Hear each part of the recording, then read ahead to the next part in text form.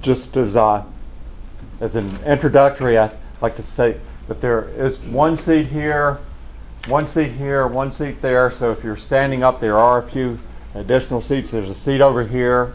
So if you'd like to have a seat, please. And there's one over. There's a couple on the front row, and then scattered throughout. So please feel free to move around and find a seat. I would like to introduce the planning board members, and I'll do that starting with Kent Moore, Vice Chair Clark Lipkin, Ed Weatherby, Joe Ward, Sarah Graham, Dickie Woodard, and Tom Rogers. There are a couple of members, as Vice Chair Lipkin said. Our chair, Zach Koenig, had a child care issue, and he'll be arriving a bit late. So, okay. And what I'm going to do is a quick presentation, and a goal of this presentation is try to answer some of your questions before you ask them, and it's an effort to save time. The ground rules for the public hearing, I had mentioned this a bit before. You sign up, Vice Chair Lipkin will call names from the list in order that you signed up. He'll call three or four names at a time. Please get in line.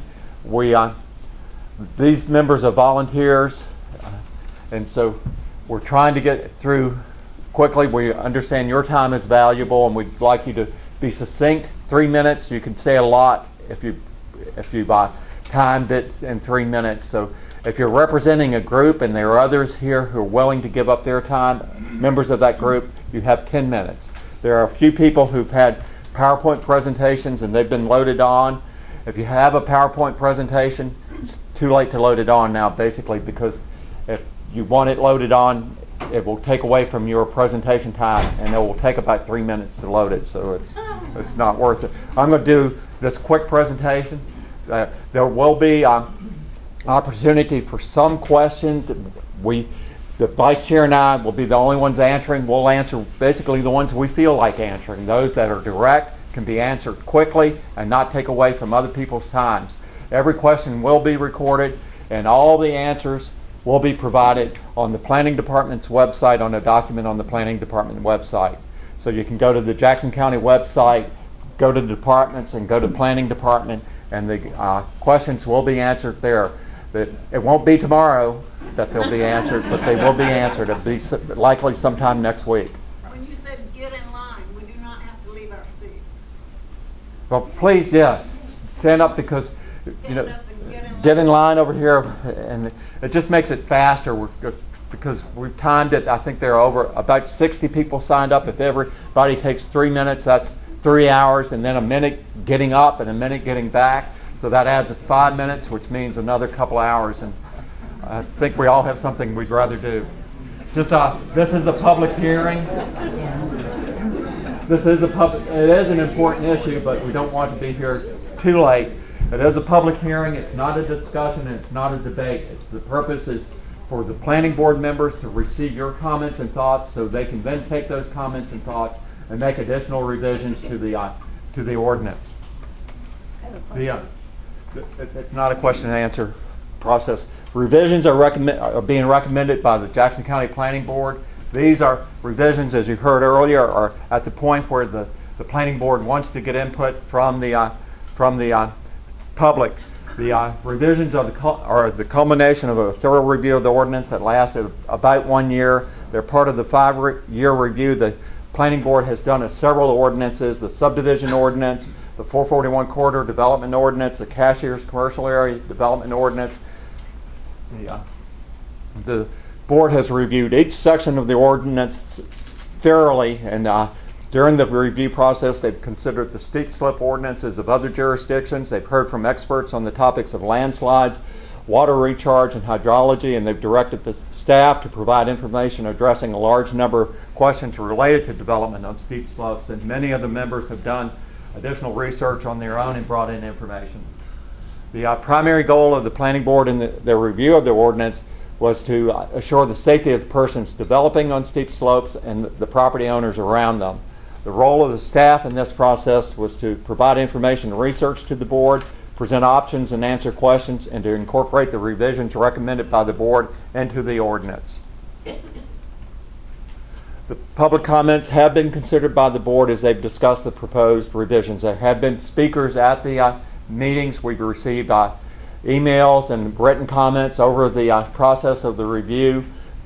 As I stated earlier, we do have an email list of, I think, over 200 names and growing each week that we provide regular updates to. The comments received at this public hearing, as Vice Chair Lipkin pointed out, will be considered by the board as they make further revisions to the ordinance. And these are a summary of the proposed revisions. The definition of protected ridge has been revised to change it from 2,500 feet to 3,000 feet, and a difference of 500 feet above the adjacent valley floor rather than 400 feet. And that definition now matches the definition in the state and the counties and the state's protected mountain ridge ordinance. The threshold for the application of the ordinance standards has been revised from an average slope of 30%, which covers 67% of the county, to an average slope of 35%, which covers 59% of the county. And this is based on information being presented to the planning board that indicated some of the severe problems with slope development became much more pronounced at a slope equal to and above 35%. And family subdivisions are no longer exempt from some of the standards for steep slope development. The board felt that these standards address safety, and safety was a concern to everyone, whether they were a family subdivision or a developer. This is the county's steep slopes under the new definition. We're working on trying to find the difference between the new definition and the old definition, but our GIS staff is way overloaded, and we'll have that soon. That's Mountain Ridge. That's protected mountain ridge. I'm sorry. Thank you. Thank you. This is slopes over 35%. Again, this is about 58% of the county, and print that in your memory. And then the change. This is 30%. So this is where we are now. The previous slide was where we would go with the revision. These are just examples of some of the things that some of the planning board members brought in. Actually, the Chair Koenig brought this in, showing a highest developed on a 30% slope, a highest developed on a 40% slope. And this presentation will be available on the website tomorrow afternoon. Some other revisions: soil reports are no longer required for subdivisions. There is a geotechnical report required, and the board felt it was redundant to look at basically what was the Jackson County soils report and then have a geotechnical engineer do a report. That the geotechnical was more thorough and provided more information. A requirement for a written general assessment of subdivisions has been deleted. There were no guidelines for this assessment, and so the board felt without guidelines it was too nebulous. And again, rather than requiring a soils report to be reviewed by the board and or staff with possibly not the expertise to thoroughly review that report, the recommendation is for certification of soil stability, suitability by a registered professional engineer. There's a recommendation for benching of cut and fill slopes greater than 20 feet in vertical height at 10-foot intervals, unless the design has been certified by a registered engineer. And the current ordinance requires slopes in excess of 35 feet to be benched at 35-foot intervals. So that's a significant greater requirement. And the density limits have been deleted as the board felt that these addressed aesthetics and not safety. The formula for calculating average slope of property has been changed to the formula used by every other jurisdiction in the state that has a steep slopes ordinance. It's more accurate, it's more objective, and this would enable those design professionals working in different communities to have some consistency with those. The standards addressing grade, surface, and travelway width for driveways have been incorporated into the ordinance. They are new, that they were not in the ordinance before, and those standards would not have to be met if the driveway design were certified by an engineer. This is just some quick examples of development scenarios, and as we found, these are proposed. This is not a detailed engineering analysis. This is just a development scenario. There's still lots of questions to answer, so this is not the final. This is a potential development scenario under the existing ordinance of a property, showing, and the ordinance does allow a property to be broken into different sections if the grades are different. So there are different standards, and these the yellow and blue show different divisions of the property. The green is open space that's required under the county subdivision ordinance. This is the with the density limits removed, and the density limits in the current ordinance are very restrictive over a certain slope. There are 10-acre minimum lots if the slope exceeds 45%. And these properties were selected at random, and on some there's not a significant difference. The board has recommended that disturbed area limits be revised from 10,000 square feet for any size lot to or any slope to a sliding scale based on the slope of the property, and they recommended that impervious surface limits, not including driveways, be revised from 6,000 square feet for single-family homes to the following limits for any uses, and that is again on the. It's difficult to read, but it starts at 7,000 square feet for small lots and goes up to 15,000 square feet for lots of 10 acres or more, with the opportunity to increase that if you use best engineering practices or best management practices and capture your stormwater runoff. There's still a lot of discussion about these two things. This is one of the reasons that the board recommended to accept what we have now and send it on for public comment so that they could get your input. The recommended revising height limits for buildings on ridges from 20 feet below the crest of the ridge to 35 feet above the crest of the ridge of any protected mountain ridge, and this is now consistent with the county's mountain ridge protection ordinance and the state ordinance. Recommended that building pads exceeding 1,500 square feet in an area meet compaction standards unless certified by an engineer. They recommended that tops of cut banks be set back 5 feet from the property line, and the toe of a cut bank slope be set back 10 feet. And this is a new standard that's not in the existing ordinance. Directed that the recommendations in Section 18 be deleted and placed in the best management practices manuals. They were all recommendations. They couldn't be enforced. There was a lot of I've found there's been a lot of misunderstanding of this. It addresses color, vegetation removal, a number of things. They're all recommendations. They're not requirements, and there were a number of people who thought those were requirements and we can't enforce them. They're buried in an ordinance, and our goal is to do a best management practices manual that would put those out more visible to the public.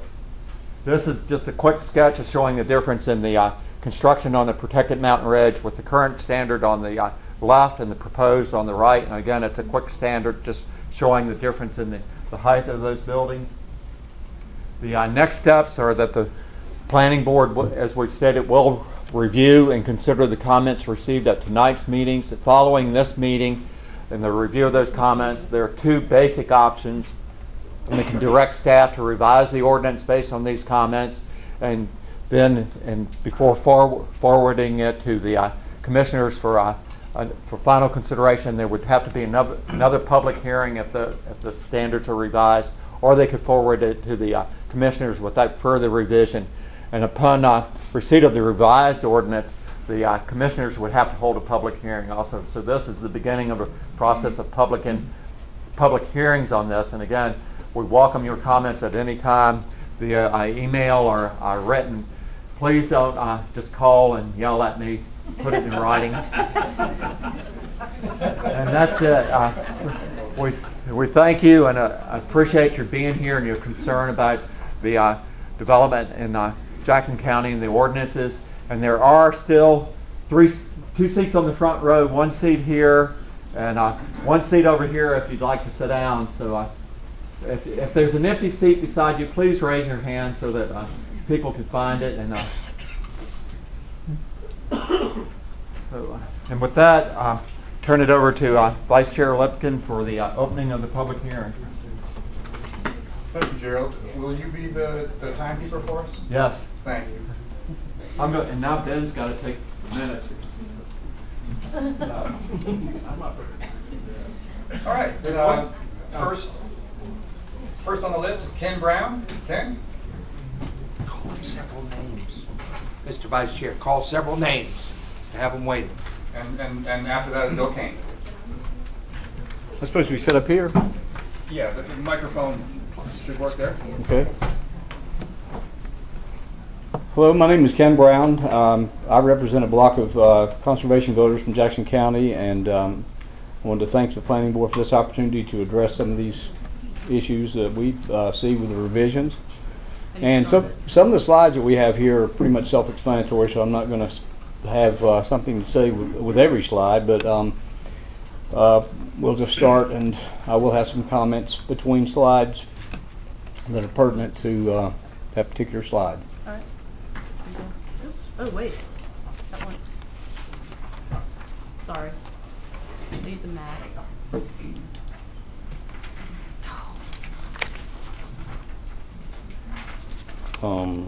on. Bear with me, please. Sorry. And this is counting into your time. Okay. Mm-hmm. Well, that's her. I turn over my time to him. 3 minutes. My 3 minutes, okay? Okay, Randy. Yeah, my 3 minutes. Okay, this is a quote from Josam Queen I thought was pertinent. Everybody owns the view. It's a public asset like clean air and clean water. The law helps preserve mountain views, which is an absolute essential to our economy and sense of place.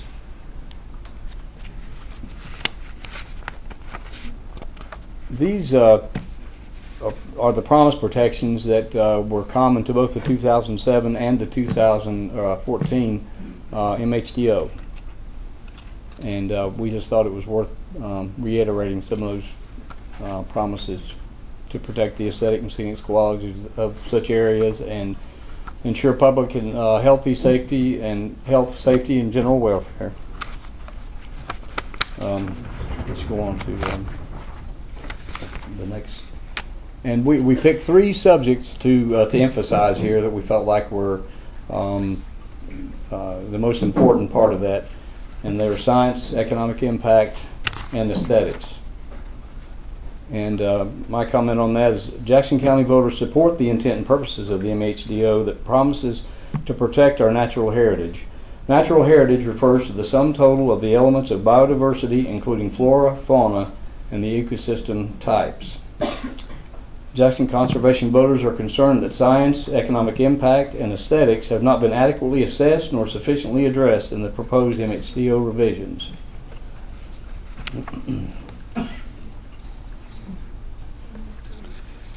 In 2007 and 8, a drought caused community water supplies to fail, and Coweta data shows a pattern of very dry and very wet years in the future caused by climate change.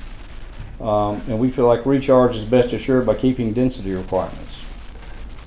High density equals more runoff and greater recharge, or less recharge. The impact of steep slope and ridge development on downstream water supplies has not been adequately assessed. WCU hydrologists have drilled 40 wells in different locations with varied soils and topography to study groundwater recharge. Jackson conservation voters asked the Planning Board to leave in the current density and impervious surface requirements until there's more complete data defining the effects of slope development and increased impervious surfaces on groundwater recharge. Why should we weaken current rules before we have sufficient data that defines the impact of disturbed soil and impervious surfaces on recharge?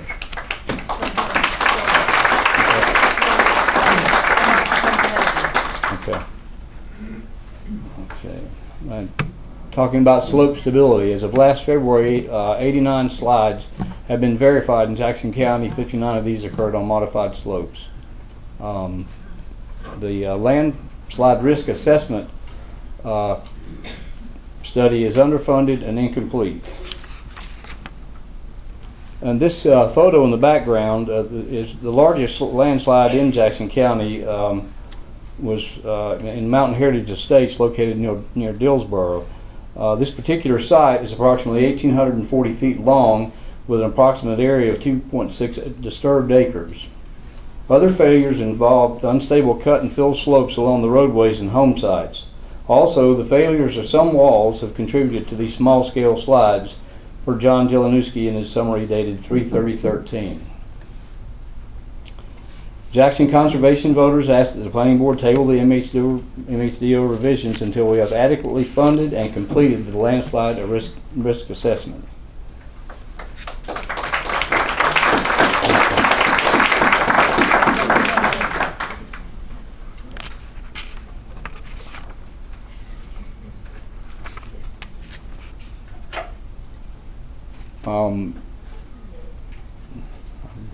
Okay.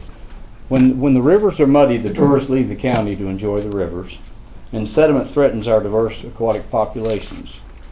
Even with current erosion control measures and in spite of the Clean Water Act, the Tuckasegee runs red during nearly every rain event.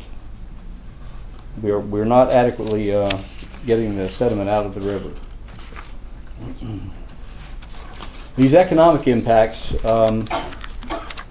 that we've outlined here have, we pulled data from different sources here on, and you can see the sources of this data. And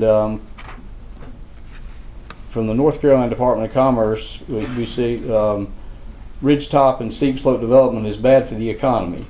Tourism in Jackson County is driven by scenic vistas. Slope and ridge development mars the viewshed, therefore detracts from tourism.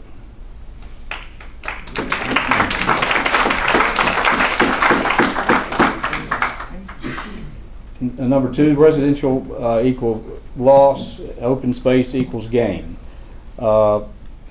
This study done in Macon County in 2006, I believe, poses a scenario that where they analyzed 30-acre parcel that showed a net loss of $532 from the county coffers if the land is converted to residential area, whereas leaving the same parcel in agriculture or open space adds up to $290 to the county coffers.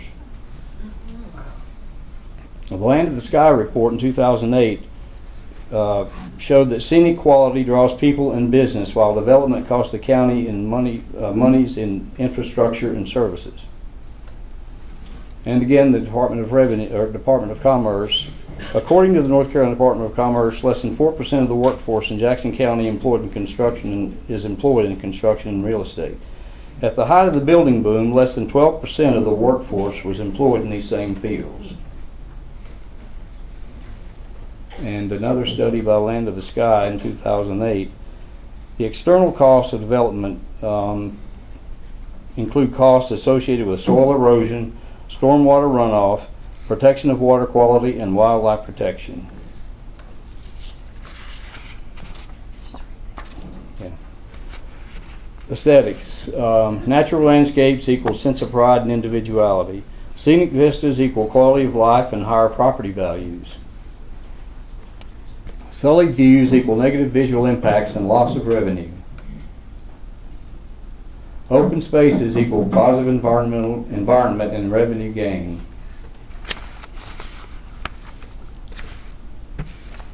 While the person's private property rights must be acknowledged, it should be recognized that no person has the privilege to use his land in such a way to adversely affect or impact his neighbors or the general public.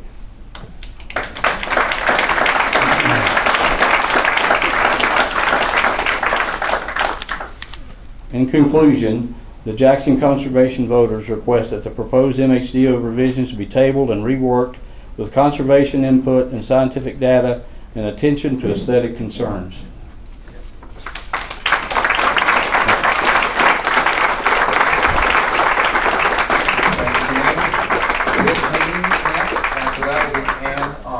And just as a comment, while I'm sure the speakers appreciate your applause, when they have to take a break because you're applauding, that's taken away from their time to speak.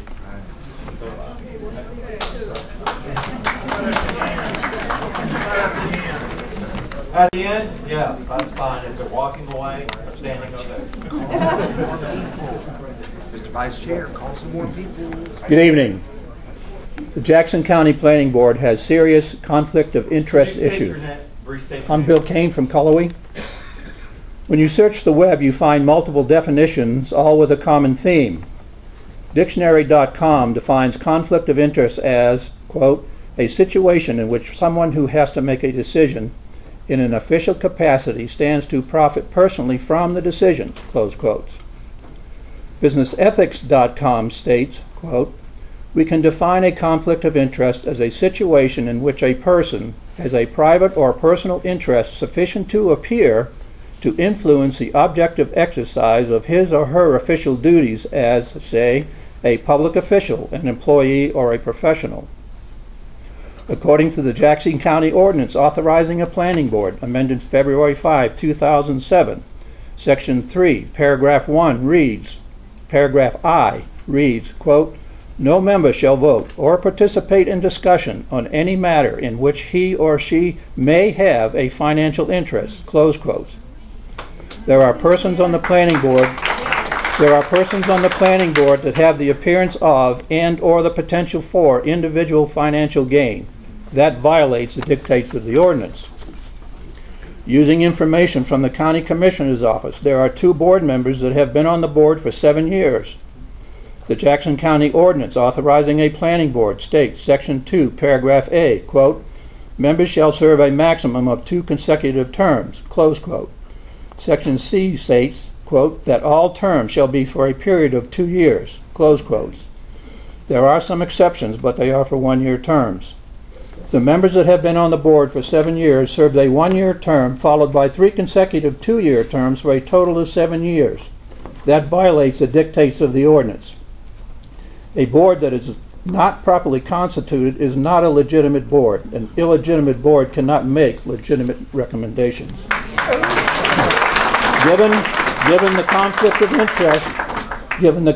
of interest and the board not properly constituted, there have been voices at the table that should not have been there. The inappropriate voices participated in discussions, decisions, and voting. Any recommendation that such an illegitimate process brings forward should be declared null and void. Thank you for your time.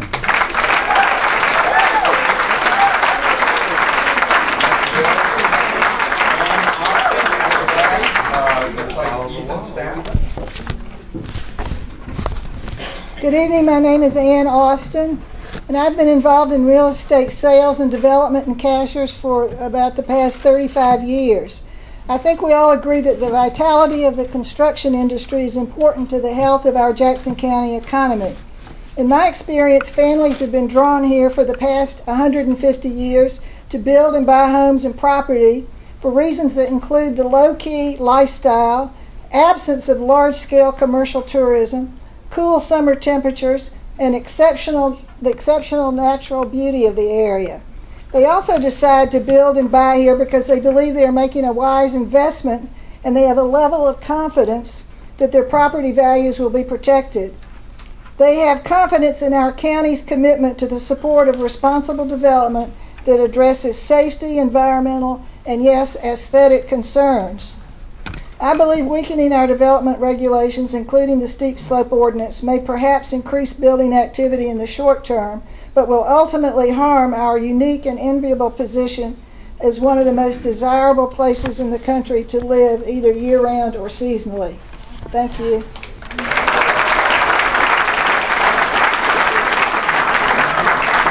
After that, Martha Black. I'm Ethan Stats. I'm a resident of Cashiers, North Carolina, and have been a homeowner since 1985 and a full-time resident since 1996. I do not like some of the specific language in the proposed change to the ordinance. Facts are supposed to be true. They are discovered by observation and experiments. Theories and speculation are creatures of a totally different species. They may or may not be true. There's a geological and engineering term called angle of repose. This is the angle in degrees from the horizontal that soil or material will remain at rest. In my Geology 101 textbook, it states that an angle of 17 to 30 degrees is steep, and very steep is over 30 degrees. This change in the ordinance goes from 30 degrees to 35 degrees, extremely steep. In Macon County, they have chosen 30 degrees as the maximum slope that building can safely be attempted. Why has Jackson County now decided to move from 30 to 35 degrees? Western North Carolina and California are among two states that have the greatest number of landslides. In 2013, there were over 300 landslides in Western North Carolina. And in the last decade, there have been 534 landslides, 6 people killed, and 40 buildings destroyed. Reasonable engineers have again chosen 30 degrees slope as the appropriate upper limit of the angle of repose for building. We in Jackson County can only hope that our commissioners are looking for the safety of our homeowners.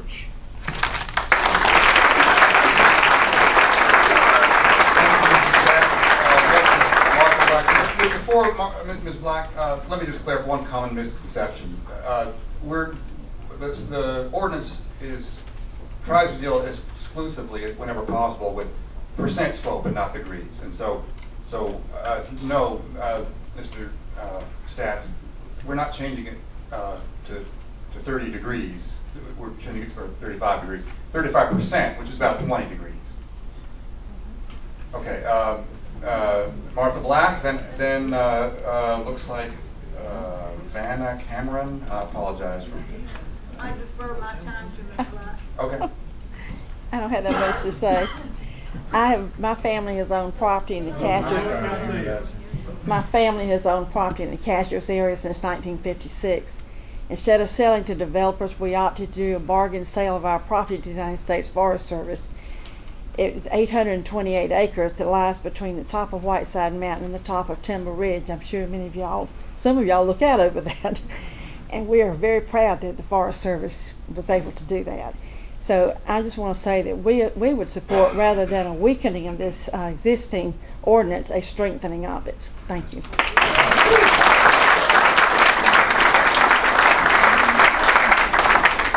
Okay, after Geraldine Collins, Marin Delahari. I defer my time to the environmentalists. Okay, Lucy Christopher, then Bill Christopher.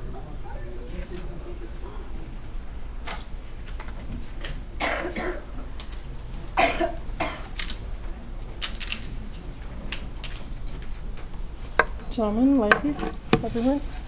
I'm Geraldine Collins, and I live in Jackson County, and I am not a property owner. However, I am very, very distressed at some of the new ordinances that we want to do here. In this region where tourism is so important and is the driving economic force, studies show that the development of steep slopes and ridges detract from our economic viability in this area. In nearly every case, the county will suffer net loss in cost and infrastructure services. And if that doesn't hit you in the pocket, I don't know what will. Additional consequences include inflated land costs, as seen in Jackson County, and the loss of affordable housing. An economy geared towards construction of second homes detracts from the physical landscape, fragments the forest lands, destroys wildlife habitat, severely impacts groundwater recharge, impairs streams and other water bodies, and negatively affects the quality of life for less fortunate residents. And the main thing, it compromises our natural heritage. An ordinance that supports the market for second homes over nature-based tourism and outdoor recreation is ill-considered and ill-advised, and does not address the premise that development should not detract from, but should improve the quality of life now and in the future. So I am recommending that the proposed revisions be tabled and reworked with a conservative and with more scientific data. Thank you.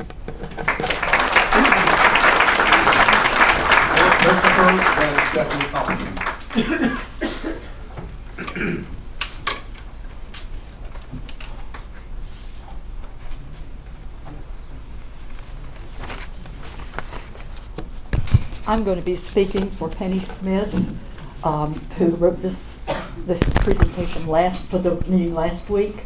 She is out of town now. Penny is a Silver resident. My name is Lucy Christopher, and I live in Cashiers, North Carolina. Greetings to the planning commissioners. I want to add my voice to those opposing not all, but many of the proposed changes. I will address 3 tangential issues: the role of data in making decisions, the importance of aesthetics in our quality of life, and third, the unintended but likely costs to our county if under-regulated ridge development is permitted. From what I read about the Planning Commissioner's deliberations, it seems that many decisions were determined by perseverance rather than attention to best practices. In the Smoky Mountain Times News, Becky Johnson observed, when discussions took a technical turn, and they often did, the side that prevailed in the end was often the side still standing when the dust had settled. A handful of planning board members, she noted, did the majority of talking when it came to the numbers game. I'm fairly certain that decisions based on vocal volume are less desirable than those based on what we factually, scientifically, or provably know about issues like groundwater disturbances that can accompany high-density ridge development, or which slopes are more likely than others to slide. In the absence of such knowledge, doesn't it make sense to adopt the maxim of proceeding with caution, of first doing no harm? If there are best procedures grounded by research, let's follow them. And in their absence, let's take baby steps. Overly confident, we know best deciders have gotten us in a bunch of environmental trouble. Think about oil spills in the Gulf, coal ash in the Dan River, golf course ponds on Balsam. Secondly, I understand, Penny wrote, that the planning board almost dismissed aesthetics as a significantly important consideration. Like the planning board, I agree that safety trumps pretty, but that does not mean that aesthetics shouldn't count. It does, or people would not keep developers busy building those second or retirement homes. It does, or tourists would go elsewhere. Aesthetics does count, or none of us would periodically smile, giving thanks to the mountains we can rest our eyes upon. Finally, the right of an individual property owner to do whatever he wants versus the rights of other members of the community to be safe and healthy. That is the difficult, very difficult, ideological balancing act that you have in the Act of Steep Slope Regulation. My fear is that with your proposed revisions, many unintended consequences will harm our Jackson County community in ways that are permanent, unnecessary, and potentially injurious, not only to our quality of life, those aesthetics I'm talking about, but also to our county's tourist and retirement economies. How, I ask, can we justify to our grandchildren the death of a river caused by a significant slide, or the death of a parent whose house was in the way of the mud? Historically, we have placed limits on what people can do because we live in society, in communities, not in a state of nature. It's why we have government. It's why we hope our leaders govern well and wisely, and with decisions based not simply on what may prove popular with a particular set of interests at a particular moment, but on what is best for most of us for decades to come. Thank you for your consideration.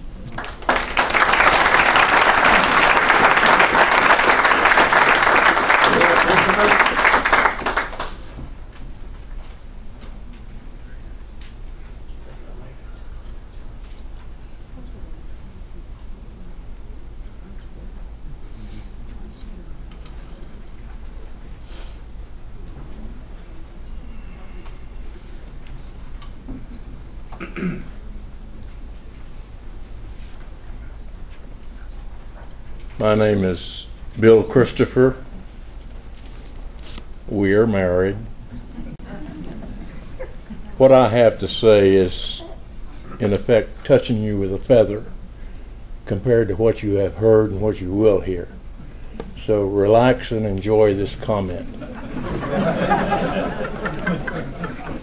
This came from a woman named Clarissa Estes, and it's in something she wrote called "We Were Made for These Times." Quote, "Ours is not the task of fixing the entire world all at once, but of stretching out to mend the part of the world that is within our reach. Any small, calm thing that one soul can do to help another soul, to assist some portion of this poor, suffering world, will help immensely.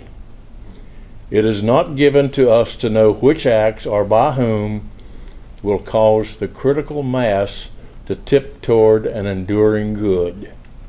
Thank you. Amen.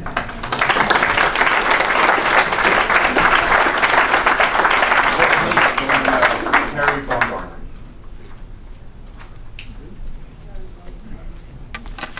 I'm Stephanie Compatoom. I'm a property owner in Cullowhee since 1997, and my family and my in-laws have owned property here and lived here since the 80s. The air that we breathe, the water that we drink, and the space we share are what we have in common. Our collective space matters. It affects how we feel, how we treat each other, and how we perceive the world. Our surroundings do affect us deeply in our hearts and in our souls. It's not just about pocketbooks. Our livelihoods come and go, and nothing is certain. As individuals, we have a short time here.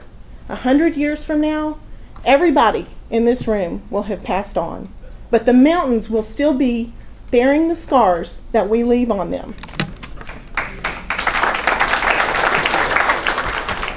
Please, you must weigh the short-term gain and desires of individuals against the benefit and shared heritage of generations to come. We should respect these treasures that have been entrusted to us, take care, and do the right thing.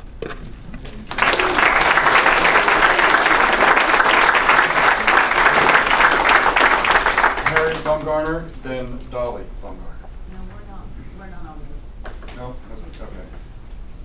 Roger Turner, then Marie Leavenworth.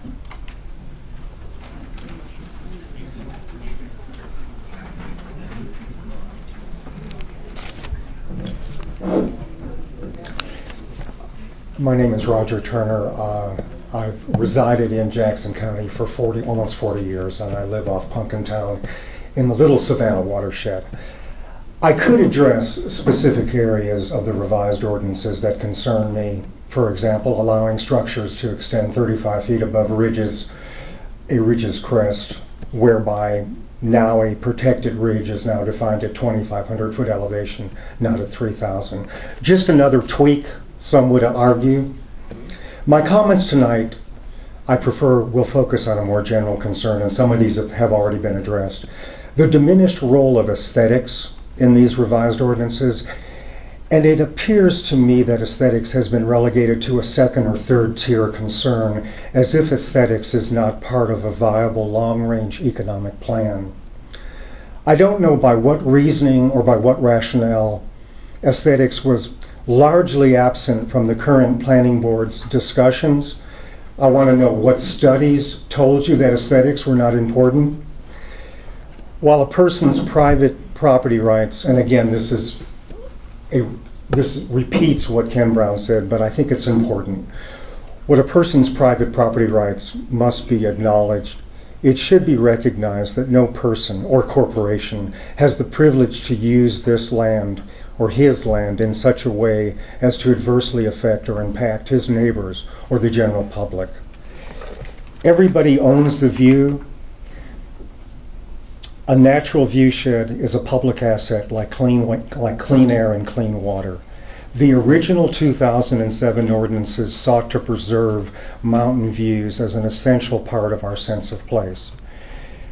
I believe it's in the board's failure to recognize aesthetics.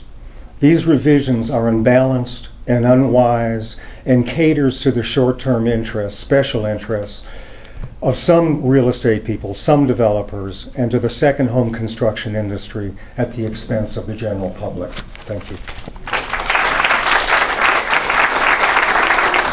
So, point of order. Your mathematics has befuddled me in that you say that your slope is defined as percentage. Percentage of what? And the percentage of 90 degrees is, and you said it was, that made a 20-degree There is in the ordinance itself, there is a little chart that does help to explain. Maybe that'll help. But percent grade, that is rise over run, vertical distance over horizontal distance. Any more than that, we'll have to discuss that later. Okay. Marie Leatherwood, then Carl Yost. Marie Leatherwood Silva. Steep slope development, who gets the money? That's the one thing that's driving these ordinances. We had good ordinances. They were protective of everything that we value, care for, and water, and so forth and so on. And we've had people discuss that. But it is being driven by money. The commissioners who tax, spend, and control the Jackson County Board stack the deck with Zach Koenig, David Brooks, Dickie Woodard, and Clark Lipton, and others with the same self-interest for development money that they themselves have. Debenham, the realtor speaking on WRGC for weeks, stated, when I call developers with a sweet deal, they mentioned that town of 3,500, meaning Silva, who has only about 2,500. That will have to be changed. Lots of other people beyond that, and toot. I have 33% of the real estate business. The more people hanging on the steep slopes means the insurance sales for Cody and grocery sales for elders and the greasing of Debenham's palms. I live the steep slope top of the ridge view into Water Rock Knob in Robbinsville Gap in Graham County. One morning, hundreds of feet, and we had 1/10 mile of private road landed along with never logged forest giants down in a lower twisting switchback in a sea of mud and debris. We were left with a narrow ledge after cloudburst. A long drought came, wells went dry, springs too, that old timers said had never happened. We drilled 5,000 feet, no water, and survived on a large reservoir and minimal water. Experience sent me to DOT engineers because our prior ordinance met DOT standards of roads built to last 8 feet 10 wide. ESM fire trucks, utility vehicles, etc. could reach people safely. Current developers were given private roads of less base, narrow widths, and pull out gouged in mountain sides to pass 35-cent grades. Ridgetop development, prior ordinance required all infrastructure to be completed in 3 years, a hardship possibility of 3 more years to stop soil instability and runoff. The current commissioners approved 10 years, a 2-year extension possible, and cases up to 20 years to complete developments up to 100 lots. As a WCU geologist stated, you can steal the water of someone a mile away, and they can. Incredible, irresponsible ordinance fueled by greed that may someday become a horror story. I have seen the original ordinance, read them, had a copy. Also, original commissioners' copies slashed and gutted even more than the ones I saw a long time ago. We have to think about water. But if you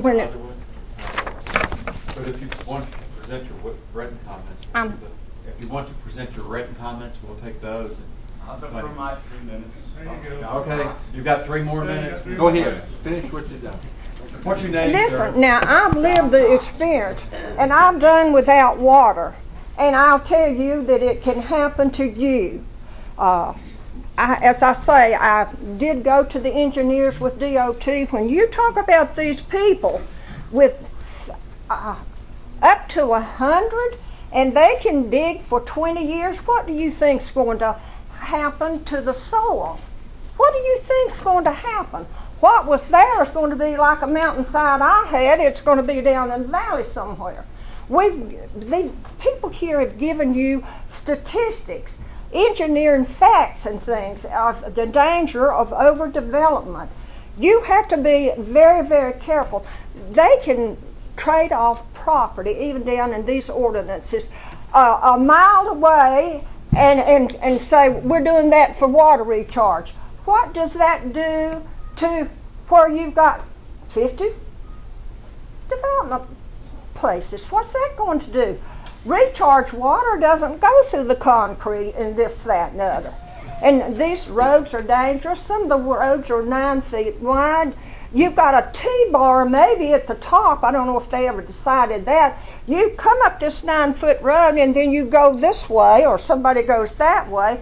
You can't pass on 9-foot roads. You can't do that.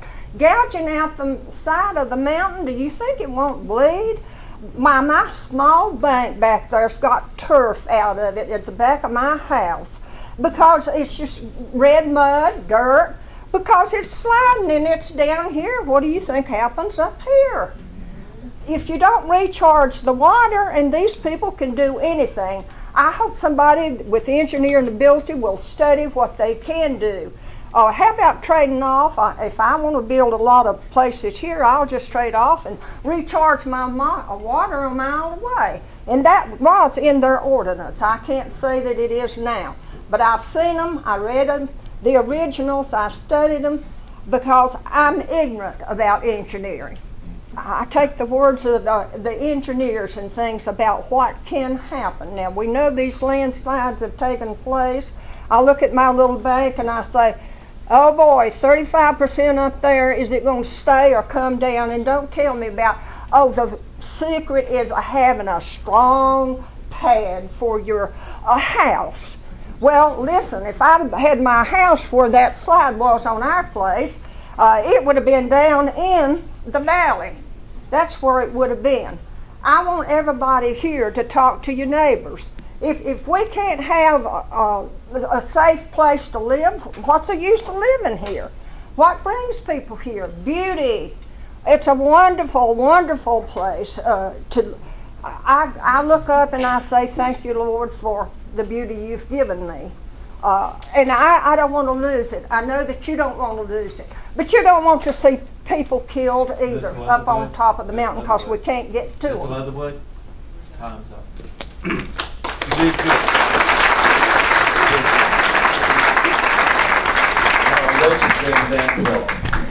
Good evening, Carl Eopst, Cullowhee Planning Board, and Mr. Vice Chair. There have been and there will be, I'm sure, more who will want to nitpick this rewrite of the ordinance to death. And maybe they should. Maybe they should. Hear me out now. All right? I'm not interested in more regulations. We have too many in this country. However, that's 20th century thinking. What I'm interested in is the outdated paradigm that apparently was used to revise the steep slope mountain hillside development ordinance, rules regarding safety, aesthetics, and environmental impact, which, as we all know, I believe, here in Appalachia always means an impact on the quality of our air and water and the destruction in one way, shape, manner, or form of our land. Yes, our land. I grew up in these mountains, went to school here, became someone who is from here, this place. I lived in other places for a few years. When I came back to Jackson County in June of 1999, there was a brown haze blocking my view of the peaks and ridges. The last time I had seen something such as that was from the top of Kennesaw Mountain, looking back toward Atlanta. What the hell happened?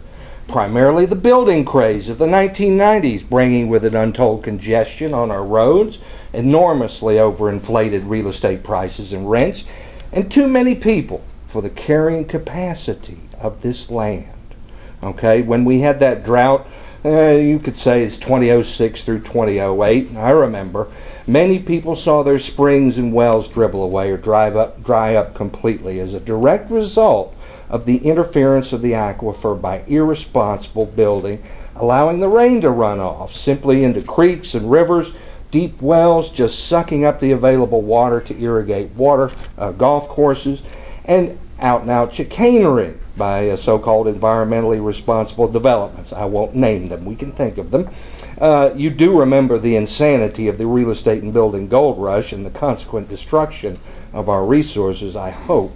Back to the outdated 20th century thinking and what you could and should do to influence responsible growth in this county and Appalachia in general. Establish accountability and responsibility by using incentives and disincentives. If developers want to build on insanely steep slopes, make them legally responsible for the landslides that will surely result. Make them responsible for a neighbor's spring drying up the next time that we have a drought. Make them responsible for the tourist dollars that won't be spent here. Likewise, if the builder-developer builds fewer houses on less steep slopes, stays away from the ridge tops, and landscapes around and paints the houses to blend in with the mountains instead of stand out like white elephants, then let them build responsibly, free of interference. One of my redneck friends calls the ridges and peaks God's country. Maybe he's right. Let's see if you have the courage to go back to the drawing board, if you're a legitimate board, and that remains for a judge to be seen. And just as importantly, those who will choose to come here and visit God's country and take away a lifetime of good memories of Jackson County. Thank you for your time and consideration.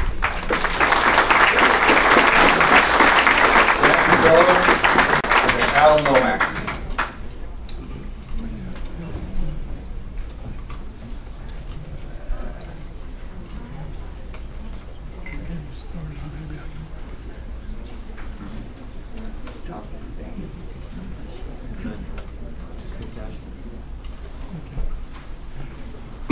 I'm Dan Patillo.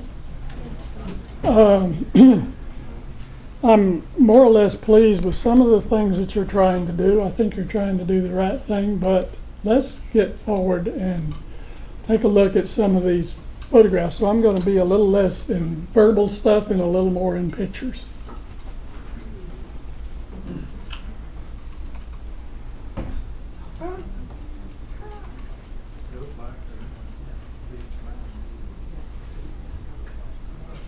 Since I'm a Mac user, I don't know how to work this thing. Yeah, help him out.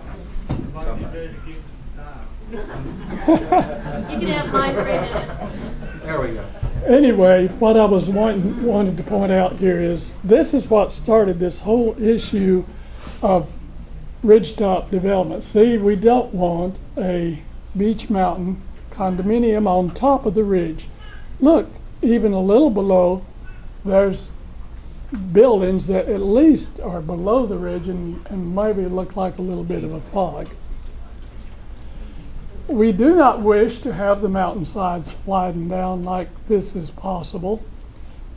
That's of course a ski slope, but if we get erosion started on top of the hill, too much construction, then we can get slides and they'll look maybe like this. This is the general view. This is the general view that we wish, and what we like to do is be able to see the ridges. It's good to build down in the valley. Be careful when you're building in the valley that you don't have to hang over the cliffs or steep places. If you do, you need to have proper engineering so that those buildings do not slide down or cause erosion from the lots that are above. Steep slopes just aren't the places to build. I think even small houses on buildings and driveways that you may not be able to get up in the wintertime is not where you should be building. Building over rock is another problem. If you've got a house on the hilltop, which is right in there, you can't see it too well, but then you have sewage problems. If you put your sewage system on that hill where you have very little soil to absorb it and process it, then you're going to affect everybody down the hill. You don't have to necessarily build in places that you can be slammed up against the hillside. Here is a case, go ahead, in which the slide right into the carport.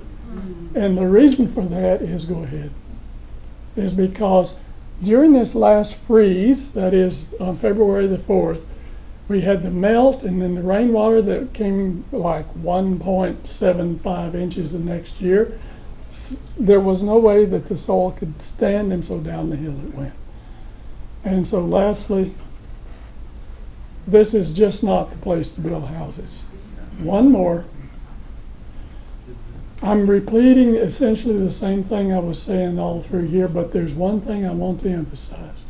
We need that geologic survey so we'll know where that building is reasonable, where it is not, and if you live below and on one of those slopes, you may slide down the hill. Thank you.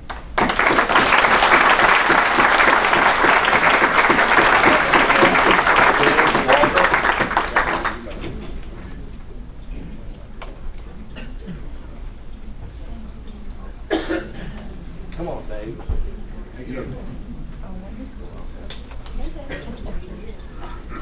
My name's Alan Lomax is first. I'm sorry about that. Come on, Alan. You're on deck. Thanks. I'm Alan Lomax. I live in Jackson County, property owner and real estate agent. According to the North Carolina Department of Commerce and Tourism, expenditures in 2012 exceeded $2.7 billion in the 23 county western mountain region. Jay Lewitz of the Southern Appalachian Highland Conservancy said the following in conjunction to this study. The consensus that building on ridges is a bad idea for local economies was impressive. It is fascinating to me how scenery was quickly identified as an economic engine. There are constant pressures seeking short-term gains at the expense of long-term sustainable economic models that rely upon beautiful, intact, natural, and beautiful landscapes. I'm requesting that the proposed MHDO revisions be tabled and reworked with conservation input and scientific data. Thank you.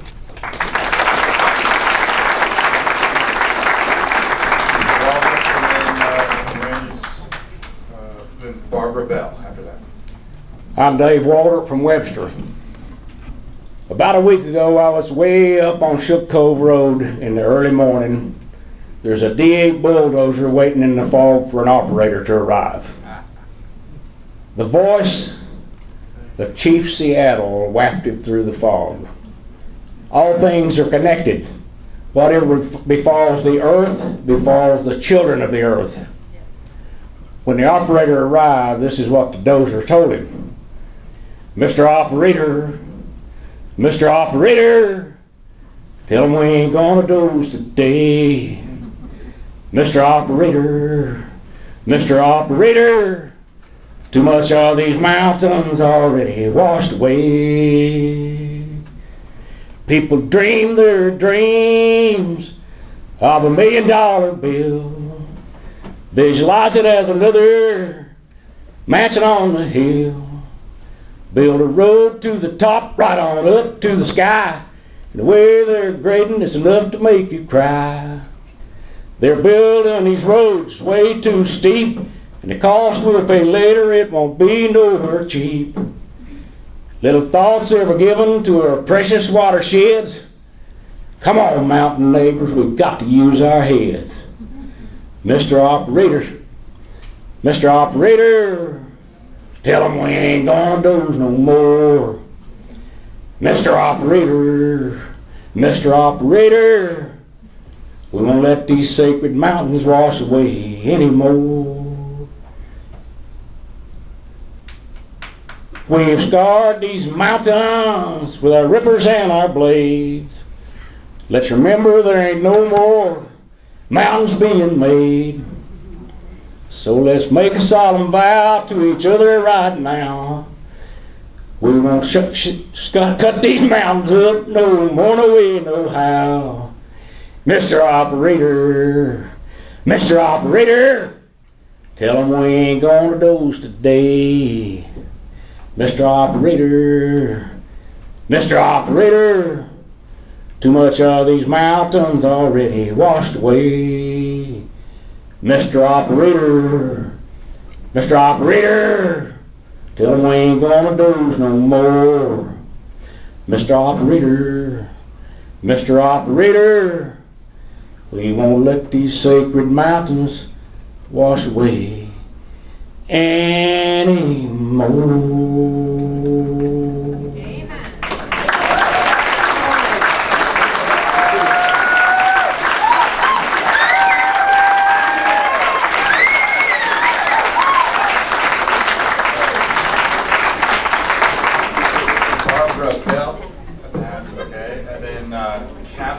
Carson, and then Carolyn Cagle.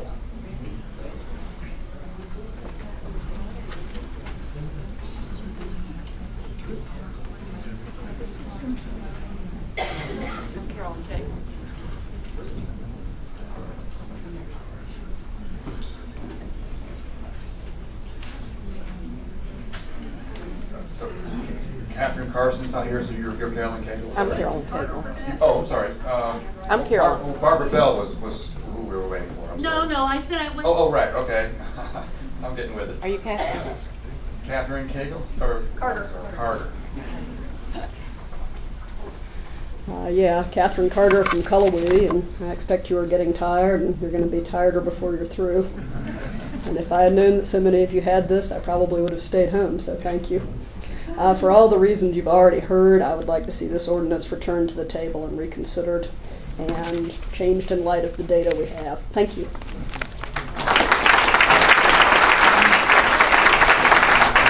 And then after that, Fitzellen Eldridge.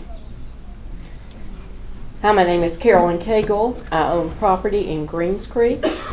I've been born and raised in Western North Carolina, and certainly am not against development. We need to all make money. I understand that. We need to do it conservatively and carefully, I believe, to preserve our beautiful mountains. I want to thank the Planning Board for their work and for having this public input forum. I'd like to do a quote from an April 2008 Land of Sky study conducted by the Mountain Ridge and Steep Slope Protection Advisory Committee, of which I agree. I've seen the Beach Mountain Ridgetop condominiums, I believe it was. We used to live in Boone. Every time we go by there, we'd laugh. Because you wanted to laugh rather than cry, because it looked so bad. And it became a laughing stock. We drove up there one day, and the wind, all you could hear was like you were on an airplane, like this, you know. It was nasty. And it still is, and it looks like it's eroding more. To quote from the Land of Sky study, where construction is to be located on a hillside within a designated view area, the visual impact should be minimized. The overall size, height, and location should be considered so that structures will not be placed on top of ridge lines, but should be located below the ridge top and below the crown line of mature trees. It's pointed out to me, if you look at this window and you see the very top of the ridge out there and the top crown of the trees is what we're talking about, so that those would still be maintained and you would not see a building right on top of the ridge top. All hillside grading should be kept to a minimum. Siting and locations of roads, buildings, and other structures should be designed to minimize grading and to retain existing landform and characteristics in a natural state. A building project should utilize the natural grade rather than graded building pads. Terrace or step-type building pads that substantially alter the natural contours should not be permitted. I think that's kind of hard to argue with. It just makes good common sense, but you know, it is a valid study that was conducted by Land and Sky. I'm requesting that the proposed MHDO revisions be reconsidered and reworked with this public input and with, of course, input and scientific data prior to sending these revisions to the county commissioners. Thank you.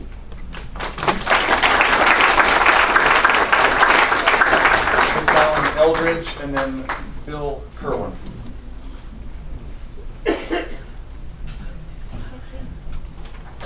This is a new experience for me. I've never been in front of a group this auspicious in my life. Thank you very much for the opportunity to express my opinion, and it is just my opinion. I don't know much, if anything, about the economic impact or about the geological impact or about the logistics of building on steep slopes. But I do know about the aesthetics because I'm an art teacher. And I do know that when we see vast roads cut into the hillsides of these mountains, that there's very little concern about the effect that they have on the landscape visually. Now that landscape is our bread and butter. That's what people come here to see. That's where most of us, me who don't teach or work in the medical profession, that's where most of us make our living. When I came to Jackson County in 1969, there were very few homes that were visible from the roads that existed at that point in time. Of course, there were no 4 lanes, but well, there was 1 4-lane. And the pathways from here to Waynesville, from here to Franklin, were meandering. 2-lane roads that were dotted with small farmsteads and lots of different businesses along the way that provided alcohol and whatever. I mean, not alcohol, gasoline. Yeah, alcohol in Waynesville. I made that trip many times. It was always amazing to me that you could buy liquor in Silver but had to go to Waynesville to get beer. Again, I said it was a personal comment, and it is. But the valleys and the valleys and the existing farmsteads that were for sale provided plenty of arable land for people to build on. They didn't need to build on steep slopes, and there wasn't. You didn't see buildings dotting the slopes between here and Waynesville, between here and Franklin. However, that's changed graphically since the invention of the big 4-lane, which is an advantage to us. Now the hillsides are dotted with a collage of poorly conceived buildings that do not improve the aesthetic view of the mountains in any particular. Because of that, I feel very strongly that you need to table this before you have thoroughly looked at the data that you are looking to find. Thank you very much for letting me express my opinion. Colin Eldridge, then Bill Kerwin, then Avram Friedman. Who's in front of you? You're next. I'm Bill Kerwin. I'm from the Canada community. The proposed changes on density and ridgetop development, if they're enacted, will make Jackson County as ugly as Banner Elk. That is not the future we want for Jackson County. Are these aesthetic concerns? Of course they are. And the planning board should take into account aesthetic concerns. We have a beautiful county. Don't turn it into an ugly one.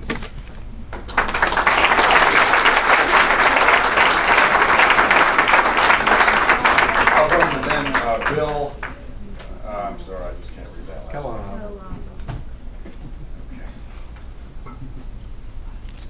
Hello, my name is Avram Friedman. I'm a resident of Dillsboro since 1983.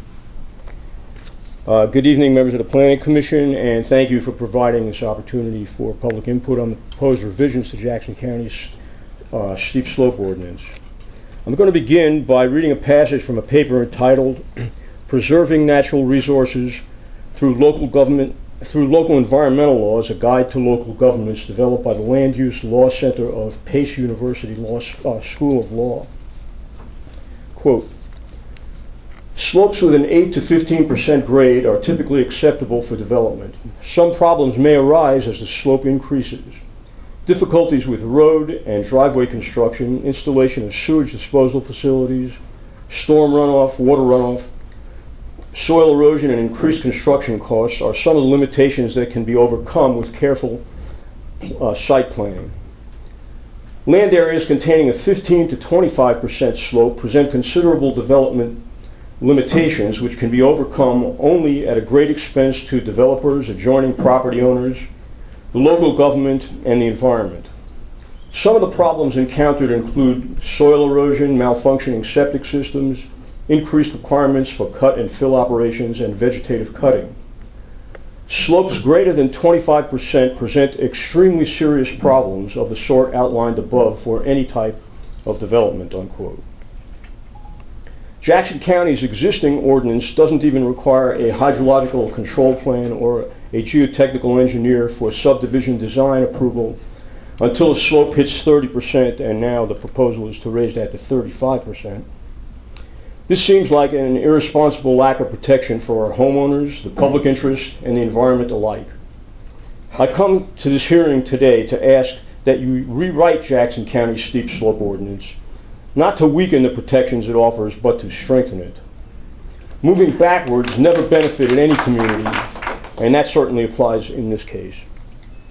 There are ways we can build a sustainable economy in Jackson County with higher paying jobs, through industries involving energy efficiency, solar and wind development, remodeling and recycling, innovation in transportation solutions, and promoting the use of our magnificent natural resources for constructive and continuous use. But wantonly destroying our landscape through inadequate steep slope regulations is not one of them. This would be done for the sake of short-term and unsustainable economic gain for a few people at the expense of the greater community and our children's future. To borrow a phrase that is becoming very popular these days, let's move forward together and not one step back. Thank you.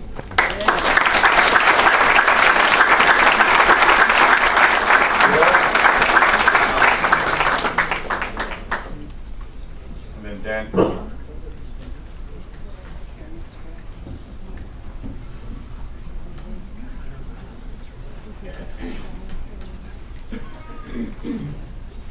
My name is Bill Lyons, and I live on Cullowhee Mountain.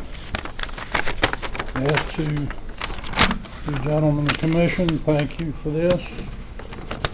I think I heard you all say that you had wanted to adopt this and then have a hearing. I think that's the reverse of the law.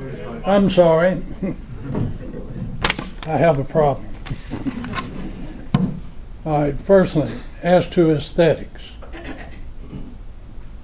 Pretty is what sells. All you people in the real estate business know that well, don't you?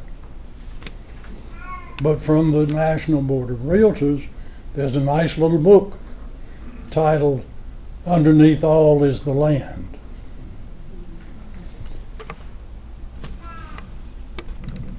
A couple of months ago, there appeared an article in the local paper that said there was no science that went into the development of the existing slope ordinance. That's a lie. There exists a large amount of science pertinent to the setting of development conditions and restrictions for steep slopes in that ordinance.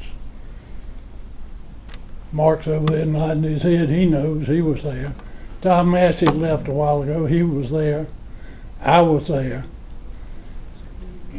Much of this science was condensed in a book by Ian McHarg, professor at Harvard and MIT. The title of the book was Design with Nature. And that's where your 30% comes from, Carl. Straight out of Design with Nature.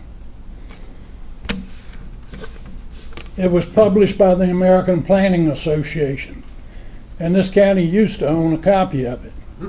But I don't know if we still have it or not. It was my first textbook. Then you should adhere to it, sir. I don't make the decisions. I understand that and I feel for you.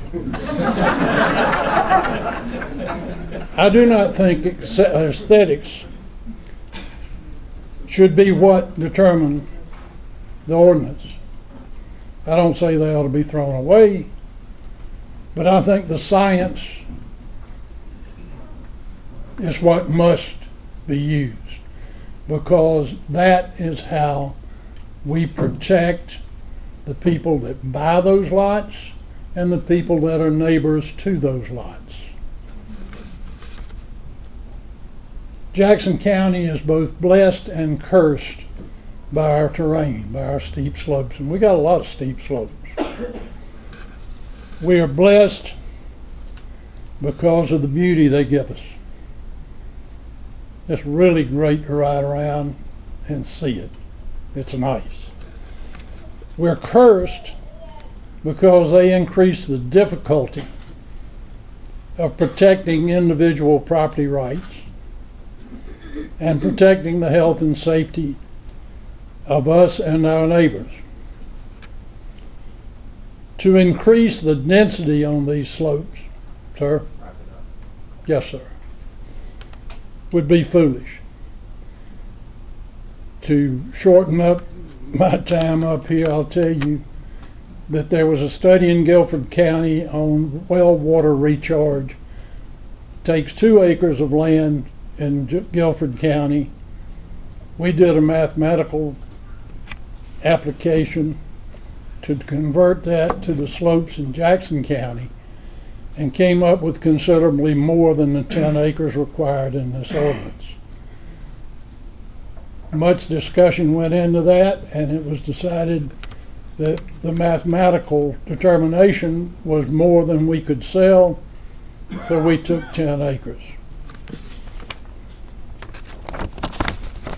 And that's where your current lot sizes on the steep slopes come from. Your time is up, sir. I can give you my time. I give you. I don't need but half a minute. If you increase the density on these steep slopes, you will be increasing the load carrying requirements of those slopes. And without a geophysical study to show that that slope can bear that weight, you would be creating a liability. And if this county certifies a subdivision as a developable site, a buildable site, after we've already had this ordinance, we've had some preliminary studies by geologists, you will also be creating a liability for the county legally and for you as individuals.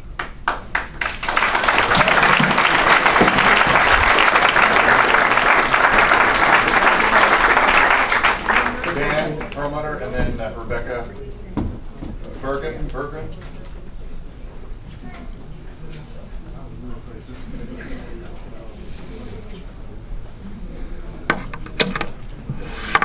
Good evening. How are you doing? My name is Dan Perlmutter, and I live in Cullowhee. I think you can see the trend in terms of the speakers this evening, and it probably reflects a pretty strong amount of feeling throughout the county. Let me just address a couple things because so many things have been covered. I own some ridgetop property, and it takes a while to get up there by foot, but the views are great, and I would never think of building right on top of that ridge. Never. Okay, so that's one thing. The idea of building on these mountains, on the ridges, is really anathema to me. You know, these mountains are some of the oldest on Earth. They're about 240 million years old. Now, probably they were as tall as the the Grand Tetons at one time, but they've worn down, but they're still quite imposing. So these mountains have been here for somewhere between 5 to 10% of the life of the planet. So there has to be a great deal of respect given to them. So it's important for you folks not to scarify these mountain slopes. They have to be held as a legacy for our children and grandchildren. That's very important for you folks to consider. The other thing that was interesting to watch was the audience response when you showed the slide that showed the increase in the number of plots on a certain parcel of land with the new ordinance. There was a collective gasp. Well, folks, that's not what we want. Unless we want to head toward what they do in California, which is to cram as many buildings in a small area. So I think the high density part of this is a problem. And the last thing I'll say is that you have removed some things like the color of the buildings that should be on the slopes because of aesthetics, and you've put them in probably the best management practices recommendation. Well, I'm afraid that you've taken the teeth out of that by putting them in that best management recommendation, because I don't know that you can enforce it. So I would suggest you reconsider, it's been brought up several times, the idea of aesthetics, because that is a viable economic part of this whole picture. Okay, thank you.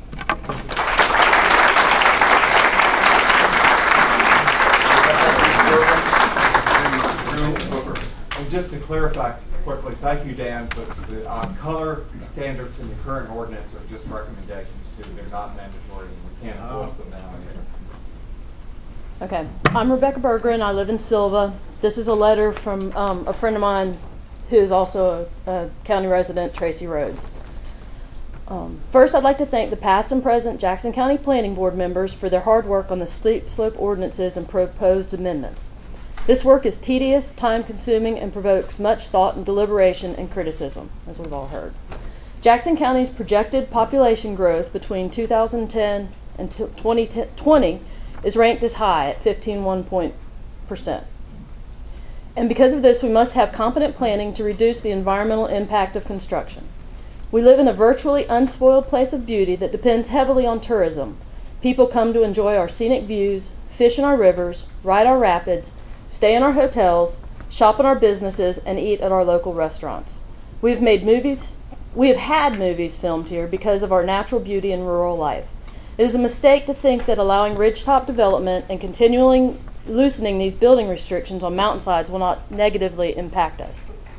Put simply, I feel that these proposed changes are too lenient. We are going from allowing construction to start at 20 feet below the ridgetops to structures that will project about 35 feet above the ridgetops. But 50% of tree screening restriction is a good attempt at lessening the visual impact, but there's a loophole allowing homeowners to replant trees. In certain instances, if structures, it could take 20 to 50 years for newly planted trees to screen half the face of new structures. There will still be a significant visual impact of 15,000 square feet sites chunked out of our irreplaceable mountain skyline. Another concern is the proposed lessening of the disturbance footprint allowed, and especially the added increase of up to 9,000 square feet of impervious surfaces per large lot. In my understanding, this doesn't include paved driveways or access roads to the sites. Adding this much impervious surface will increase rainwater runoff, erosion, increase the chance of landslides, and affect groundwater recharge, which could also deplete neighbors' wells. My suggestion is that we take a bit more time to make sure we are making safe and smart planning choices for the people of our county. With our unstable soil in the region, we have to look at potential problem areas prone to landslides, hire consultants who use geodatabases and aerial photo mapping to provide more information before we amend our mountainside development ordinances this drastically. In this case, it would be smart to use consultants from out of the county to help eliminate the possibility of bias and conflict of interest. These proposed changes are on a slippery slope indeed, considering that we will not be able to go back and undo them later. We must err on the side of caution and study the surrounding problem areas, such as the landslide in Maggie Valley and the one in Macon County, to make sure we don't loosen these standards so much that allows similar slides to happen here. Thank you for your attention. And those Drew Hooper, and then Kathy Calabrese.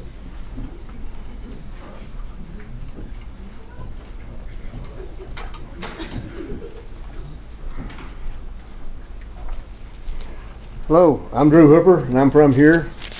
And most everything I want to say has already been said, except I don't want to see those houses on the ridge tops. They're not houses, they're warts. And they're there, and then they're always going to be there. Our kids, grandkids, they'll always be there. And I've got a few other things. The builders, I'm not against the builders. I want the builders to have jobs. The people that's wants to build on the ridge top, they got the land. They'll build it down below there. They're going to build it anyway. They're going to sit there and pay taxes on that land forever, and not put put no house on it. They'll build down below. Don't give them everything they want. If they want to see the other side of the ridge, cut a trail and walk over and look off the other side. What's wrong with that? Well, probably had a few other things, but it's probably been said. So.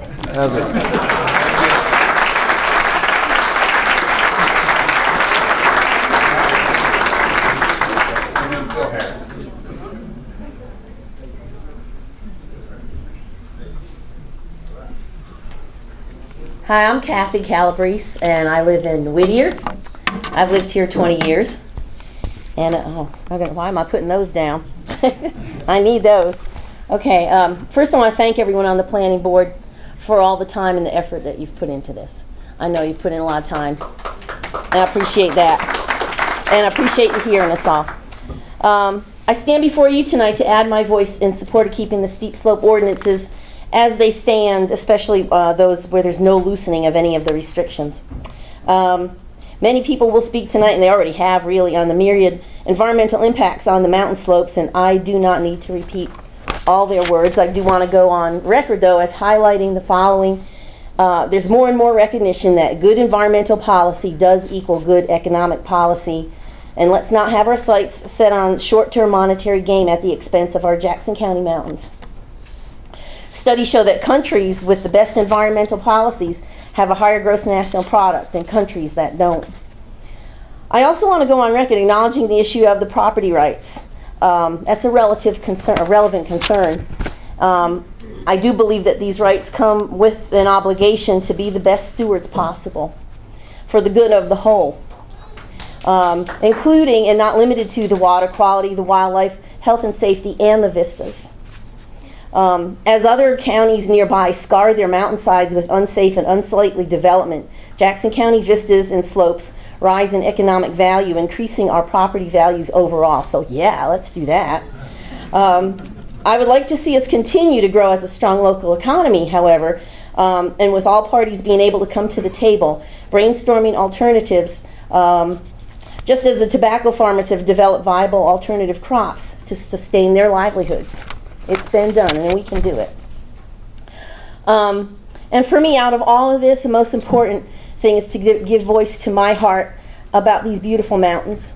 And they stand as a sacred testament to the miracle of planet Earth. How many of us are sustained on a daily basis by their unspoiled beauty? These ancient mountains enfold us in their arms, and they bless us with their spirit.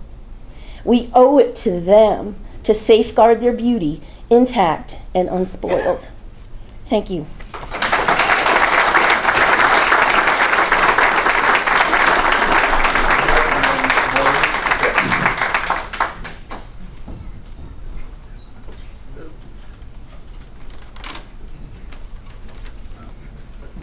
My name is Maurice Phipps. I'm from Webster, believe it or not. I'm going to boilerplate really what a lot of other people have said, but even stronger. I'm for as much regulation as possible for environmental, aesthetic, and economic reasons. We need to protect the natural beauty of Jackson County to sustain a viable tourism industry. We need to protect our ridgelines, watersheds, rivers, and streams for tourism dollars and because it is the right thing to do. Thank you.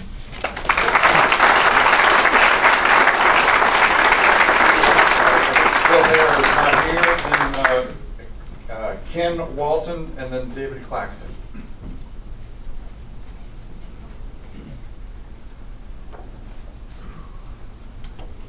Hi, I'm Ken Walton. I'm a hydrology research tech at WCU. And like everybody else, I love the mountains over here, and thank you for having this meeting tonight. Oh, okay, I can talk louder. I was going to talk about riparian buffers, stream buffers, and so forth like that, and their role in helping stop sedimentation and all that other good stuff. But I looked at Section 18 about the aesthetics, and I've decided instead to talk about how aesthetics wreck your water quality. Now follow this. I want to build a house on a mountain, and I want a view. So I cut the trees down so I can see the view. And what is the view, ladies and gentlemen? It's a view of somebody on the other side of the valley cutting down trees so they can see my house. I mean, for real. But aesthetics does affect water quality. You pull out the trees, what are you doing? Well, you're wrecking the interception of rainwater coming down, hitting the ground. Now, after you've removed the trees, you got faster overflow, you're starting to have flashier streams, you're getting more erosion from the stream banks, you're wrecking the water quality, you're putting sediment on the stream bed, you're killing the little aquatic insects that feed the trout and where the tourists go with their fly fishing and all that. Well, that's a problem. But that's not really what I want to talk about. You take the trees off of the mountainside. Trees have roots. Roots hold soil in place. You saw the slides of the slides. Hey, that's pretty cool. Slides of slides. So, trees hold soil in place. Aesthetics is not just a simple matter of what you're looking at. Okay? And if you don't think aesthetics is important just from viewing things, please go over to Knoxville, look around Maryville and all that. The ridgetop development they have there looks like a mouthful of broken teeth, ladies and gentlemen. I am not kidding you one bit. So think about that. Things to think about. Also, best management practices should not be relegated to a brochure. My wife picks up brochures, never reads them. They go into recycling and away they go. They should have some teeth in them, be enforceable, and have some guts, okay? Thank you for your attention. Good night.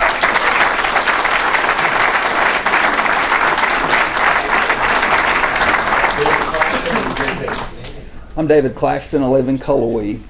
At the beginning of the evening tonight, you guys explained that we were here so that we could give you input and that you were going to make decisions. You were going to use the input you received tonight as you made decisions, recommendations about the ordinance. So I don't have anything to add about any of the scientific or aesthetic or economic impact that would be had by changing those. However, I think another thing that I would hope that you would consider would just simply be the sentiment of the people here. I'm surprised that we've been here almost 2 hours and no one has spoken in favor of changing the ordinance at all. So I hope that you will consider that as you make your recommendations. Jay Pavey, then Thomas Crow.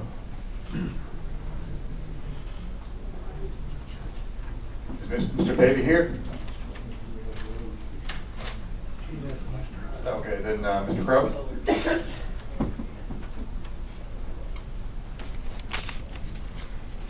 My name is Thomas Crow, and I'm a 30-year resident of Jackson County, and have lived here during that time in the communities of Webster, Cullowhee, and now in Tuckasegee.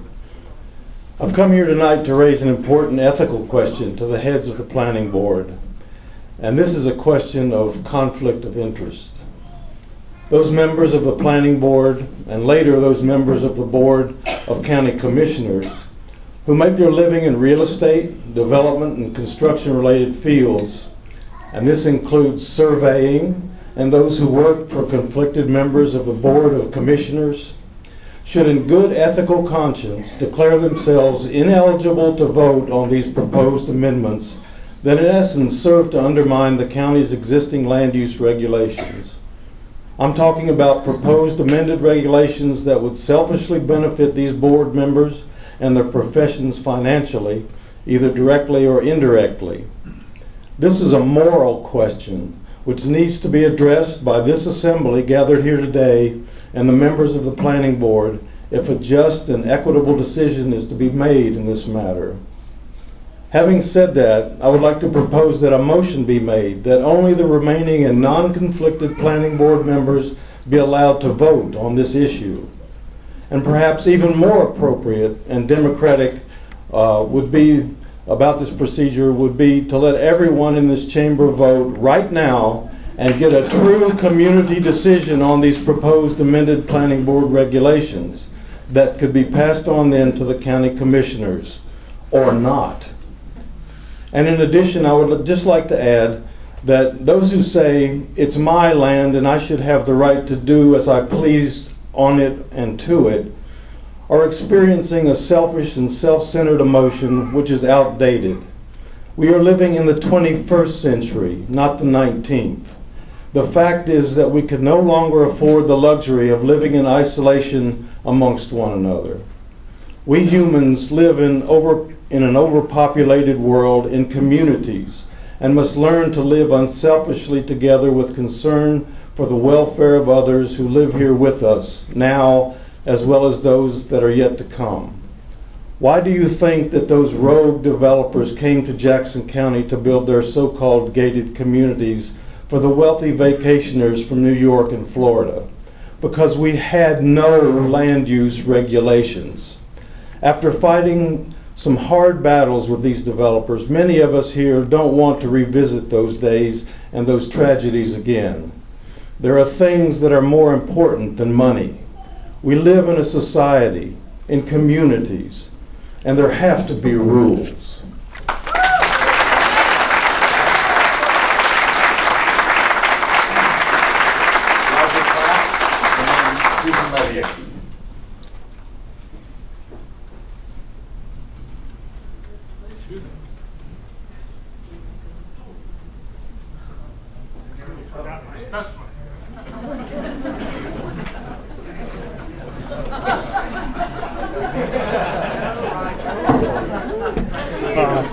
My name is Roger Clapp. I know a good many of you. I'm the director of the Watershed Association of Tuckasegee River.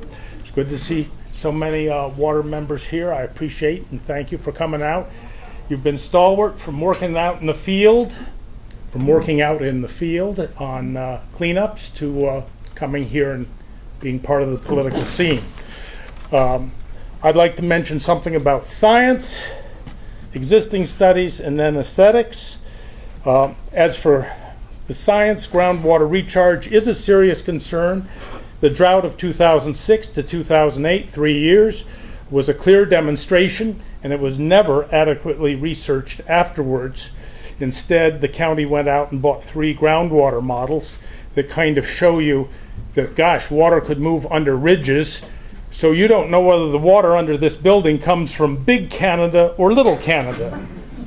And anyway, there is a groundwater recharge study being done at Western. Let's wait on it before relaxing restrictions on disturbed areas and house pads.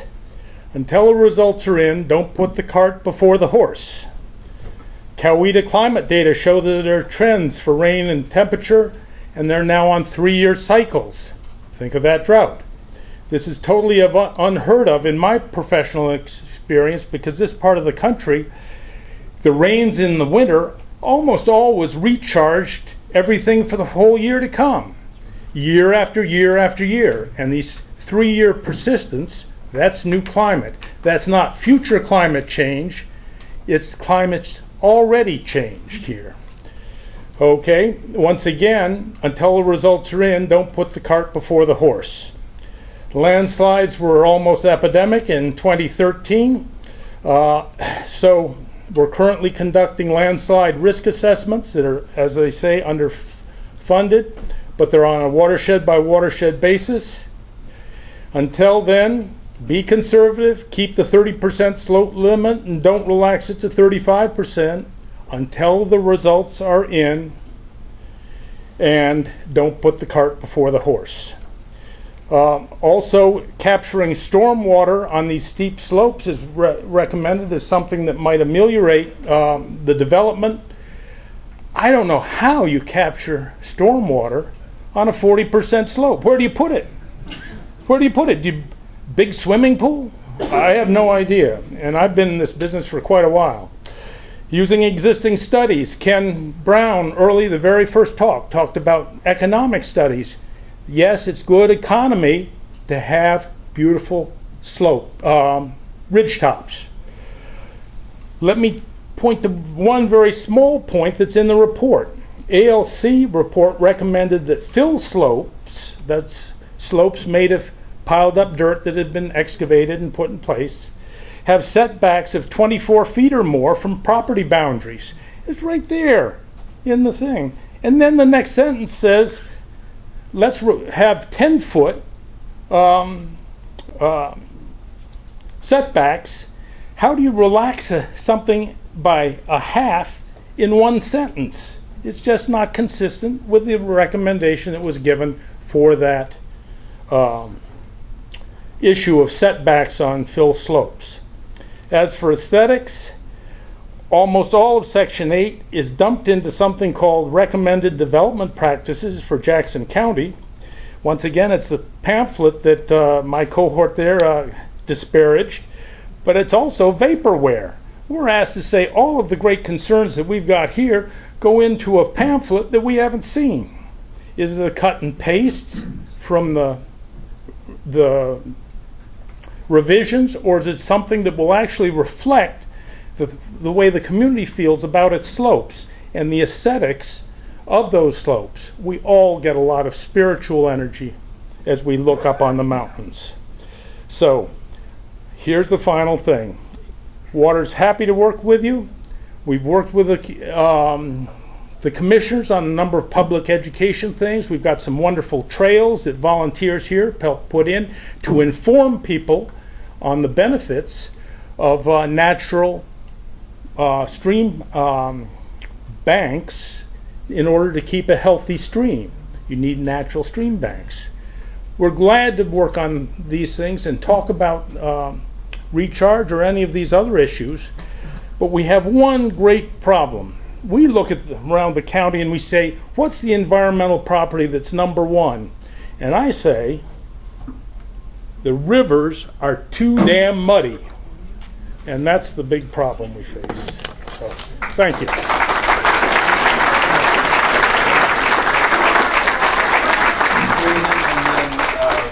Becky Cornegay for Myrtle Schrader. My name is Susan Levier. I was born here in Jackson County, and this has always been my home. I've watched many, many changes to the density of development here in Jackson County. Increasingly, this development is insensitive to the environment and the cultural and historical heritage. Such development diminishes the scenic beauty and environmental qualities that make this region so attractive.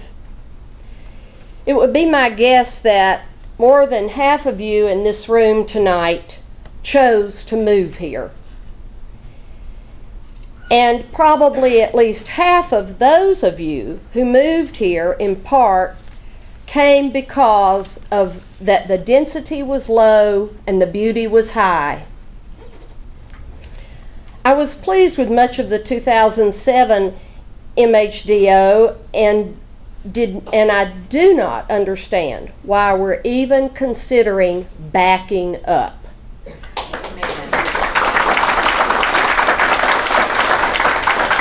Why would we so quickly, after 2007, diminish the requirements?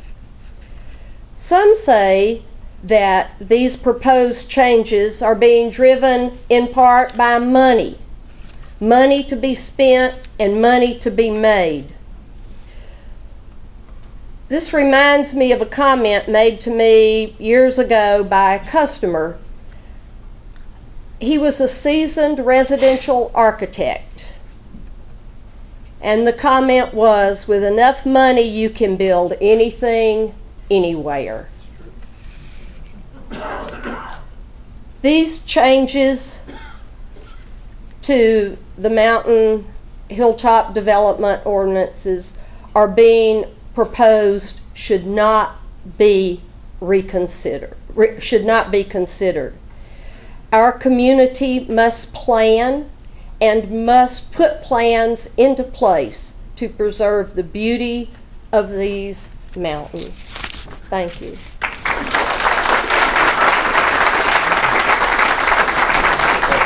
And then Adam Bigelow.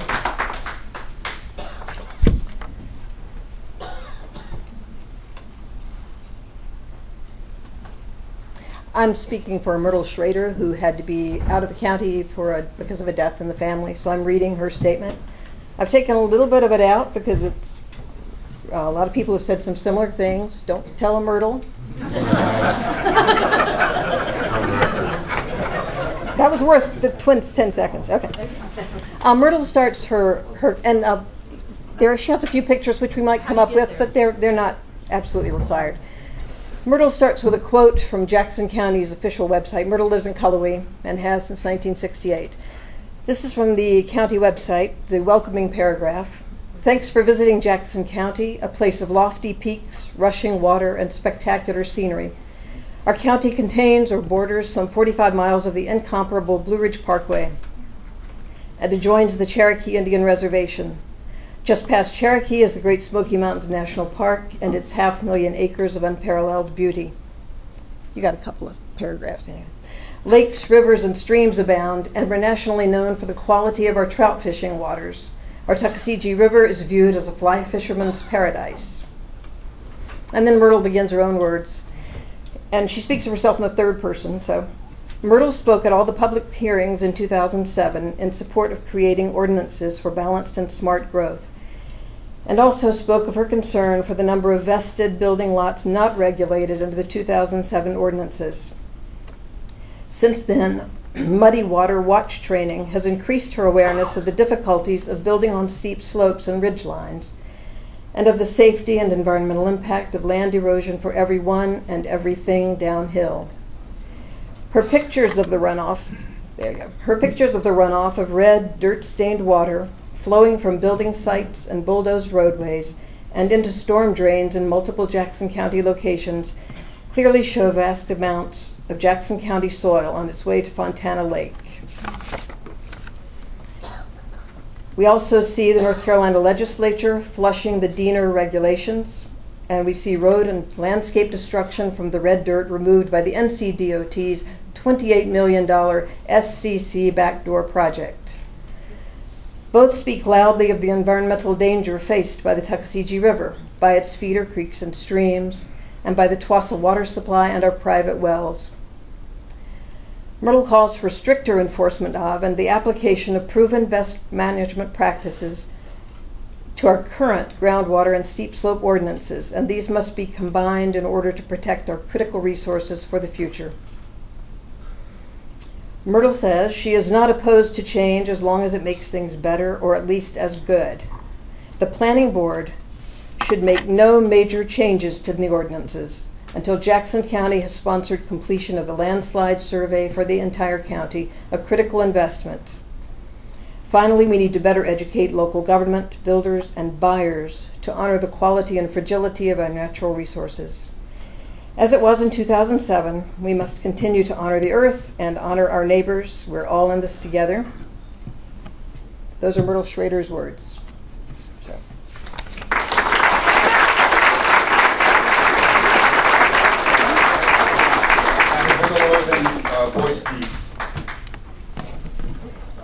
I'm just glad I don't have to follow Boyce Deeds. My name is Adam Bigelow, and I live in Cullowhee. Thank you for your time. I appreciate all the hard work and efforts that you guys go through. I know it's not easy, and you volunteer, and I appreciate that.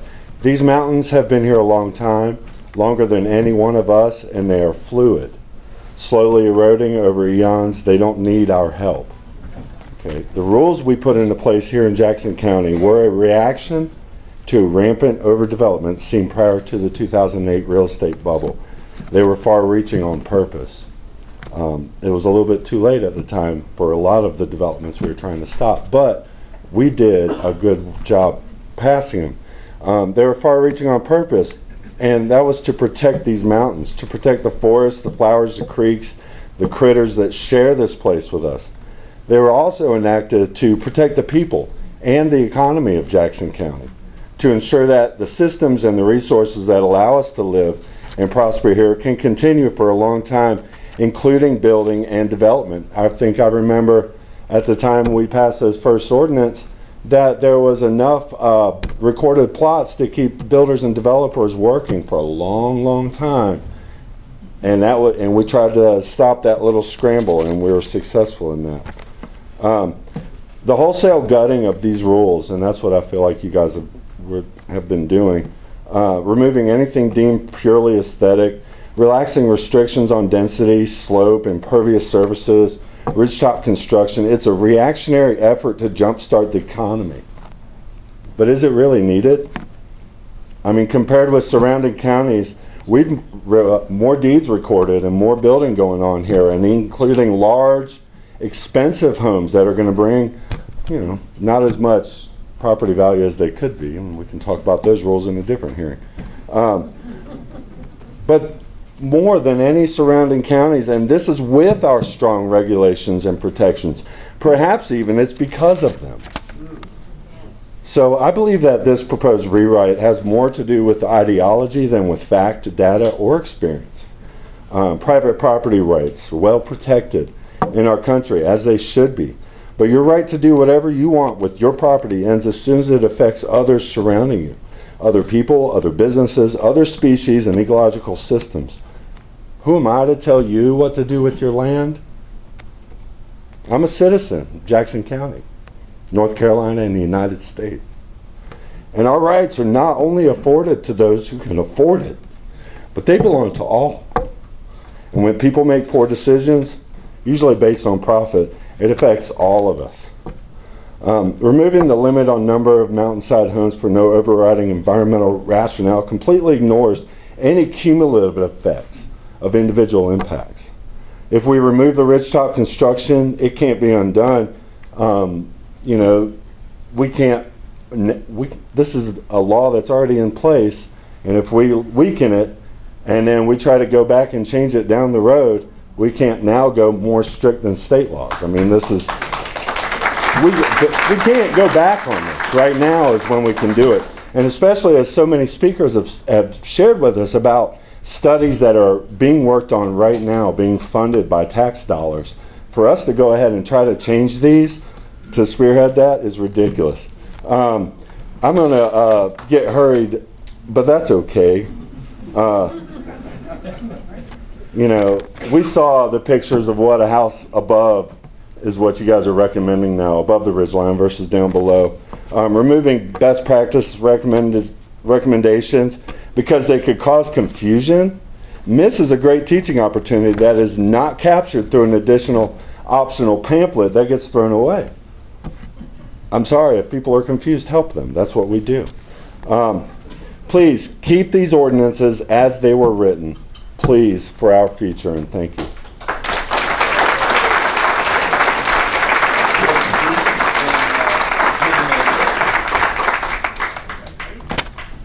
I'm Boyce Dietz. I live on Buff Creek, and my family has lived there since around the Civil War, and on East Fork the same amount of time, and that's just a few seconds in the time of these mountains that we live in. We've just been here for a second, and some of the things that y'all proposing may won't take but a second, but can last forever, and you need to think about it real strong. Thank y'all for serving on this board. I was told that this board was stacked pretty strong, and I didn't know who was on it. Now I think it is stacked pretty strong. No, I'm being facetious with you.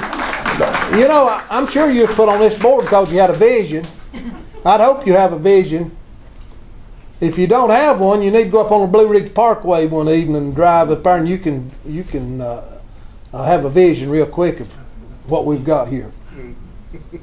There's no use to any of us talking about how much we love these mountains because we all love them. There's nobody that loves them less than others.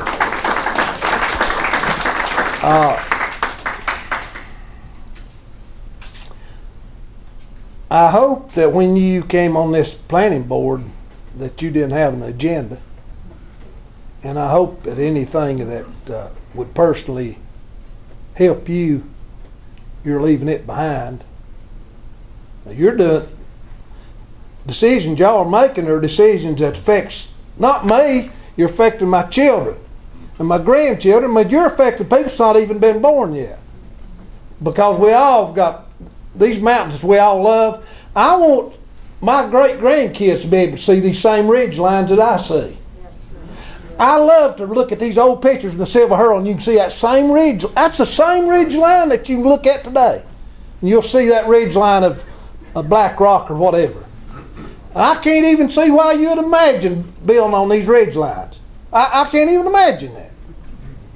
And it's like in Sergeant York. I hope y'all have seen that movie. Sergeant Alvin York. He lived in East Tennessee and lived in the mountains. And Alvin York, he wanted to buy him a piece of bottom land because, you know, at one time we all wanted to live in the bottom land. The only body that lived up on the mountains is us that were so poor. We couldn't afford this bottom land, so we had to go up on the mountain and build. And Alvin, he wanted him some property, wanted some bottom land. He felt like he maybe could get him a woman if he could get him some bottom land. But he couldn't find that bottom land, and he was living up on the mountain. And he was trying to buy some. You need to see the movie. His mother said, Alvin, have you ever noticed how the people live down low look down on the people that live up high? She didn't say it to be funny. I didn't say it to be funny. And today it's kind of the other way around. It's like the people live on high looking down at us down low. And I can agree with the Drew Hoopers up here. You know, we need, I don't even know why we're considering doing some of the things you're considering. Surely the hell we got more things to do than this. I mean, really, why are we even thinking about changing this ordinance? This is the same county that built on a ridge with the airport.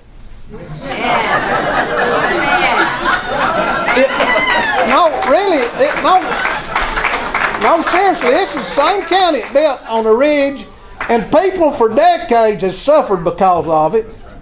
This is the same area that built a ghost town over there.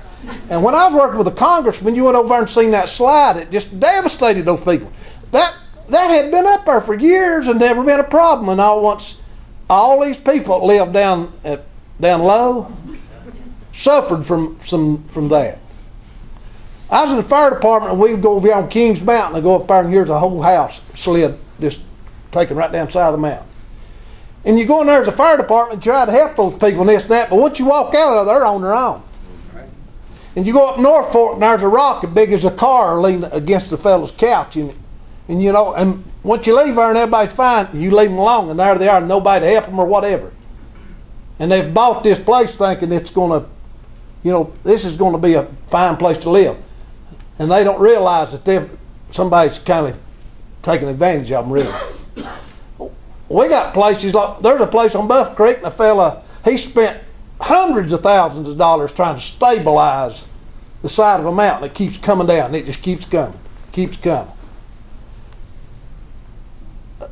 We've got to be careful about what we're doing. I feel real strong about this, but I think y'all need to. Sometimes you got to punt, Dickie, and I think it's maybe time for you to punt and get the ball and put it over on the other side a few minutes, and then look at this thing a little bit stronger. Hell, this ain't all. If all we're interested in is money, then we need to be somewhere else anyway. Yep.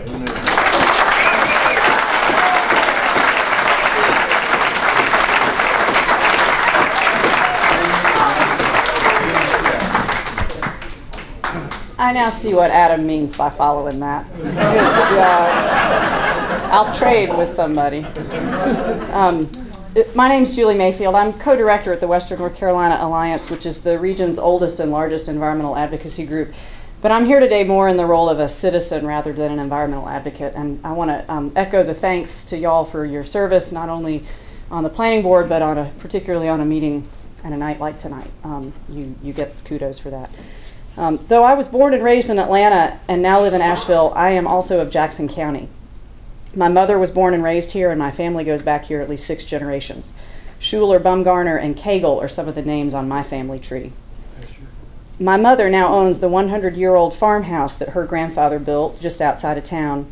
My sister and I will own it someday, and that gives me a stake in the long-term future of Jackson County. We are fortunate that our farmhouse faces north toward the Platte Balsams. Other than the homes low down on roads such as Monteith Branch, Dills Branch, and Fisher Creek, our view is one of uninterrupted beauty in the forested mountains and ridge. And thankfully, our view will remain that way due to the wisdom of previous community leaders in preserving those mountains to protect Sylva's watershed.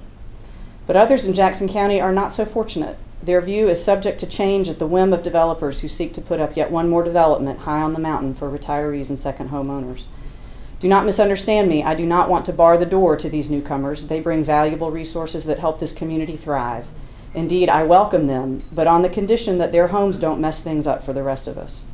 They come here for the small town feel, the rich forests, and the clear, cold streams, features we all appreciate as well. In short, they come here because it's beautiful, and we should not allow them, or really the developers who entice them here, to destroy that beauty. There has been a lot of discussion about the role of aesthetics should play in these regulations, and the conclusion of many of you on the planning board is that it should play little or none. I submit to you, however, that setting aesthetics aside is short-sighted. The aesthetics of this place is the very reason people come here, and I cannot, for the life of me, understand why you would not want to protect that with every fiber of your being and every tool at your disposal. It is true that different people find different things beautiful, but surely we can all agree that keeping our mountainsides and ridgetops looking more green than not, more natural than not, should be our goal. That means building safely on slopes to reduce the risk of erosion and landslides. That means not interrupting our forested ridgetops with large structures. We can welcome new development while still preserving the reason that people come here. You are in a position to protect and defend the beauty of Jackson County or open the door to its destruction. I ask you to do the right thing and protect this beauty from those who would willingly sacrifice it for their private benefit. Do the right thing and benefit everyone by keeping in place those protections that preserve the beauty and the long-term economic strength of our community. Thank you.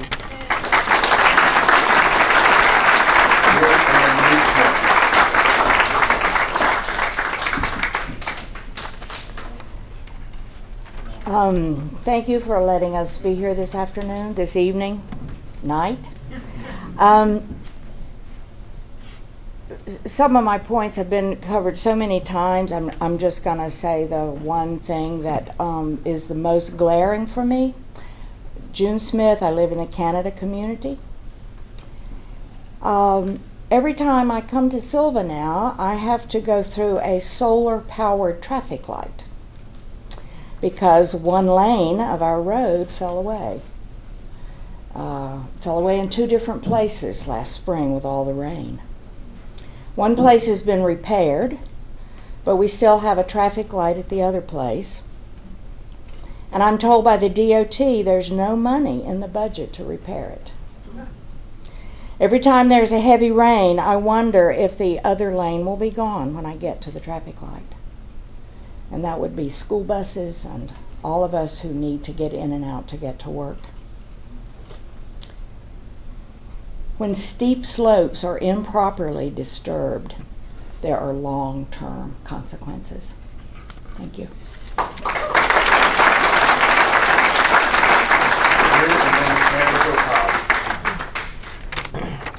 I'm Newt Smith, and I live in Canada community with June, and I go through that same red light. Jackson County's steep slope regulation of 2007 was a highly recognized and nationally recognized thoughtful approach to building safely on steep slopes, preserving groundwater replenishment, and prolonging the scenic beauty of the landscape. We're meeting today because our current commissioners appointed and asked the planning board to re-examine that resolution, and it turns out that they're recommending that it be weakened. I am here to say that weakening the ordinance is wrong, economically, environmentally, and morally. It's weakening the existing ordinance is economically short-sighted and unwise. The main resource of Jackson County is our natural landscape. It's why people visit, it's why they come back, and it's why they want to make their homes here. To clutter the landscape with unmanaged development is to foul our own nest and poison the economic well for those who come afterwards. The majority of this planning board and the commissioners are associated with the building and real estate industries. Weakening these regulations may make some more money temporarily, but allowing more buildings on steeper slopes with greater density, with less open space, and with less regard to how things look is economically foolhardy. It's short range, narrow view of economics. If you spoil your main attraction, you're robbing your future. Restrictive regulations may cost more to build on, but that's only proper, and the rich will pay for it. To protect our economic future should be our guiding principle of this planning board. They should be looking to strengthen, not weaken, the ordinances. The best part of the 2007 ordinance had to do with the environment. The new proposals allows more land to be disturbed for a building lot, allows more buildings per acre on steeper slopes, and changes the grade restrictions as well as the ridge tops. How is that environmentally good sense? It's not even good common sense.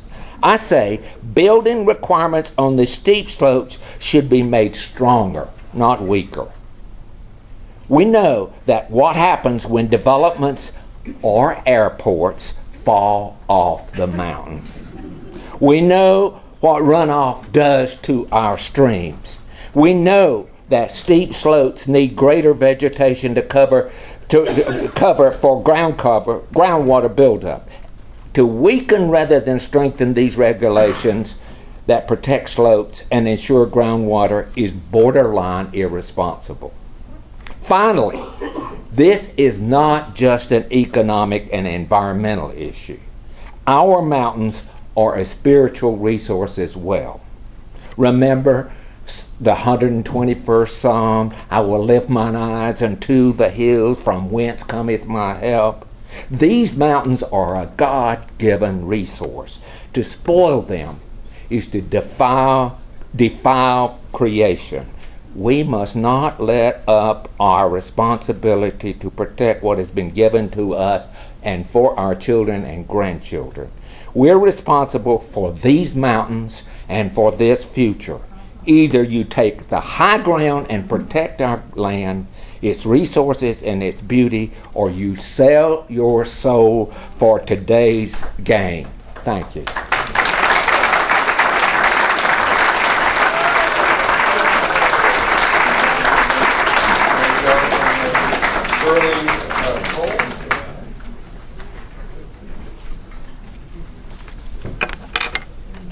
My name is Mary Jo Cobb, and I live at Tuckasegee.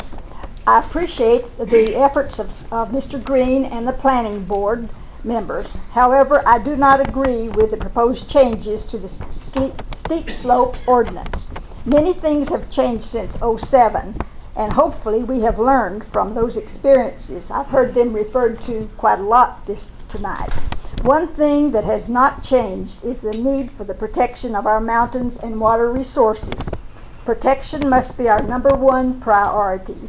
We love the mountains and the unique terrain we call home, but all will be lost if we do not save them. All the efforts and money spent on tourism will mean nothing if we spoil the very reason folks want to visit Jackson County. Good jobs and skilled labor are necessary for a healthy economy.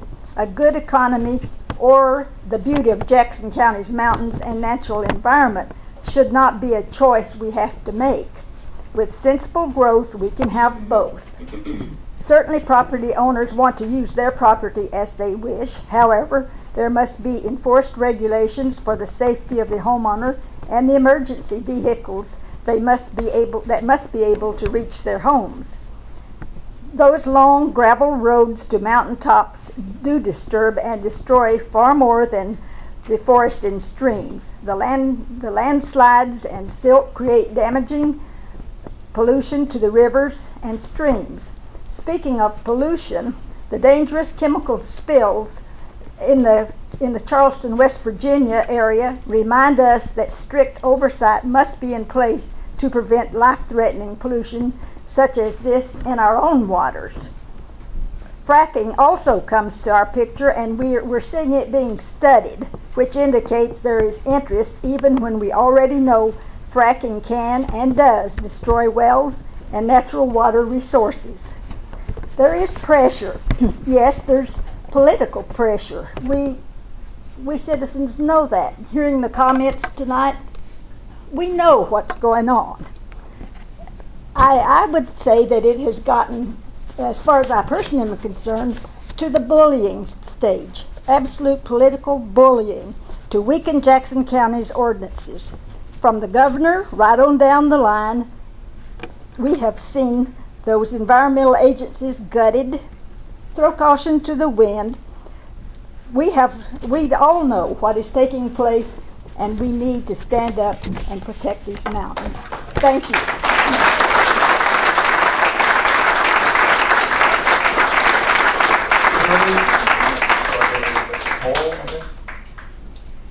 Shirley, Harry and Betty White. I don't. No, we've heard it all. Okay. Greg Hall. Oh, sorry. Greg Hall. Yeah. Well, what I have to say has been said up here, and so I'm just going to say I am requesting that the proposed MHDO revisions is tabled and reworked with conservation input and scientific data. Thank you.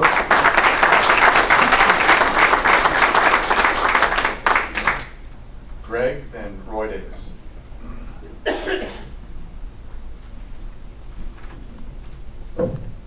My name is Greg Hall, and I moved here as a young man to attend Western Carolina University back in 1973. And one of the first classes I took was taught by Dr. Tom Wilcox, a geologist at Western, geology professor. And he, at that point, the Jackson County Airport was under construction, or it was actually just being considered back in 1973. And he would spend probably 5 minutes every class just railing against the Jackson County Airport. And, you know, and I kind of wondered, well, why is he so upset about this? Years later, I became interested in the airport, started attending the meetings, and before I knew it, I was the chairman of the Jackson County Airport. And we were being sued by a couple of landowners at the time. And you all probably have a good idea of what went on with Jackson County Airport. A year after it was constructed, sure enough, Dr. Tom Wilcox's predictions came through. He said that it should never have been put up there, and a bunch of water and mud and trees came down and knocked the house off its foundation, and the airport authority ended up buying all that land. And many years later, in 2007, there was another rain event. That was just before my tenure at the Jackson County Airport, which lasted for 3 years. And I got to see firsthand what oversteep slopes and lots of rain do. It's very scary. Also, Roger Clapp touched on this. I don't know if anybody's really mentioned, we seem to be having more intense weather. So that's going to be a factor in the future. The way the ordinance reads from the 2007 original ordinance, to me, that wasn't even strong enough. I'm a whitewater boater, and when my son Dylan was 12 years old, I started him boating. Well, the Tuckasegee River is a really good river to kind of get your feet wet on, so to speak, insofar as boating. And we would regularly boat the Tuckasegee. Well, after about 2 or 3 times down the Tuckasegee, we started going over some different rivers in Nantahala and some other rivers. And so it would be the weekend, and I say, hey, Dylan, let's go boating. Where do you want to go? He says, well, I don't call it the Tuckasegee, I call it the Yuckasegee. Well, that was his word. You know, this is from a 12-year-old kid. Whitewater boaters like it when it rains because the rivers are more fun. And certainly the Tuckasegee runs red during rain events. So to me, the existing regulations are too weak. And to say, hey, let's ease off these restrictions is just ludicrous. Thank you very much.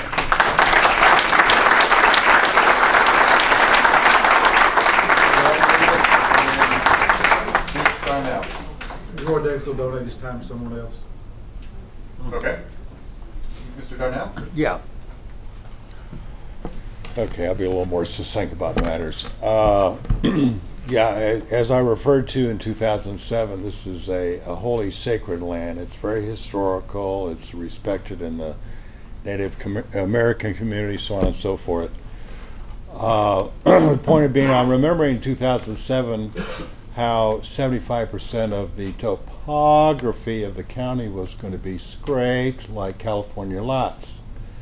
And with examples of like Legacy, I live in Glenville up on Pine Creek, where like the complex of Legacy, a couple thousand acres, was where the either 50, okay, where the a developer at Legacy, 53, 56 years old, dropped dead, key in hand, at the gate as he was opening up to go into his property to handle his daily affairs, where he was going to build houses, didn't have water, but he was going to make that money.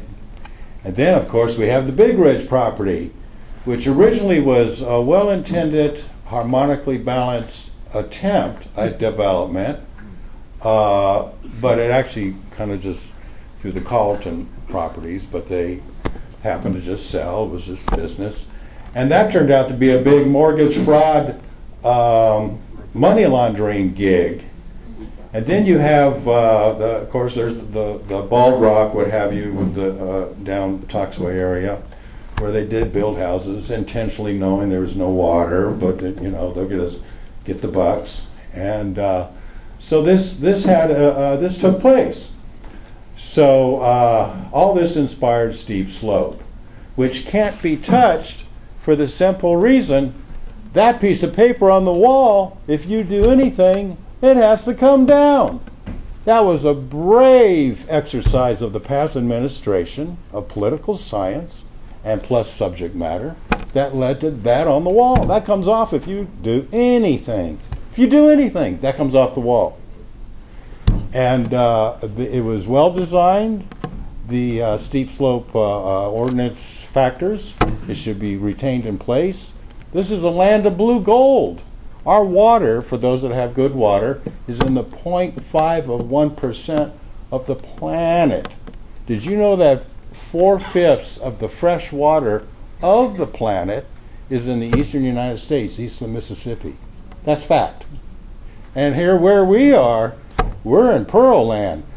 What we should focus on, I suggest, in balance to matters, is what's involved, it's just a strike to mind, is to love and regard the spiritual factor that's been referred to before, like Mary's book about little people. It's an incredible piece she's done. Judacola Rock, it's defined, it's been interpreted by David Webb, and his book is right next to hers for sale at City Lights. Did I do 3 minutes? Yeah, 3 minutes and 15 seconds. Okay, so point of being is that paper comes down if you do anything. That's it. We don't want to be looked at as a lie. Thank you. Dave Carl and then David Nessler.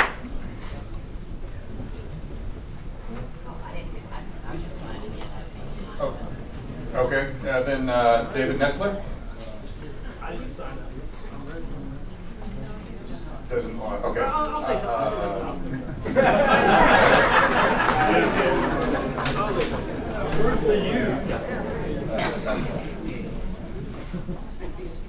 name's David Nessler. I accidentally signed up, maybe, I guess, on a sign-in sheet. I'm from Silva. I'm a property owner here. I'm a business owner here. Sorry. A property owner here, business owner here, student at Western. And I was just thinking, when I walk around campus, you see all these buildings. People have their names on them. These people did something to deserve to get their names on the buildings.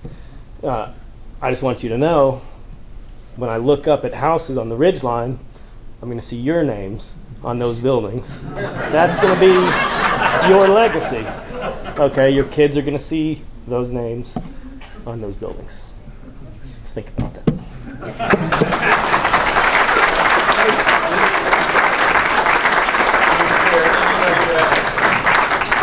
Anybody that I missed that wants to speak?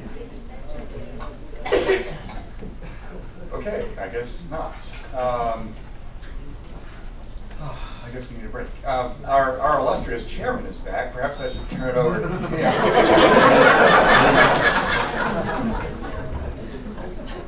You've done a good job. Okay, we've all had enough for the evening, I'm sure. But thank you. I remember when this ordinance went into effect, and I think I was quoted in the paper as saying something like, I felt like I was not listened to at that time, and so I will keep that in mind. I can't speak for the rest of the board, but I will keep that in mind from what you've said here tonight. And at this point, I will entertain a motion to go home and watch the Olympics. Wait, you said you didn't take questions. Sure, I guess so. So how much impact will all of this have? I mean, there can't be any question about how everybody felt here tonight, except maybe a few of you. And I don't want to walk away here without knowing that that's going to count for something, a big something. Yes, it will. We absolutely will be taking everything into consideration. When we meet next month, we will, obviously this is a good turnout. Everyone very passionate about this, and we will take it into consideration. Because once it gets out of here, it may not be as easy to turn around if it goes to the commissioners. It's a class action lawsuit if nothing happens. Okay, that sounds good. File a lawsuit. It's an illegitimate board. Hey, Clark, I gave up my time. I want to ask you one question. Randy, sure. Is it true that there were no variances requested since that 2000 ordinance was passed? That's probably a question for Were there any variances for that? I've been told there was zero. Into the eye. So people adhered to the 2007. Well, now there were variances on the subdivision ordinance, which would be related. Yeah. Well, not variances. But, there was a modification on the subdivision ordinance for the retaining wall, but nothing on from the steep subdivision. There was no zero variance. Zero. Right, I just on that. You did away with the board review. It was not activated, never was, so just recently. Okay, good. It's not activated. Commissioner? I'd like to make one comment and ask a question. I've sat here and I've listened patiently to everyone here. We need to. And- We can't hear you. Okay. For top line.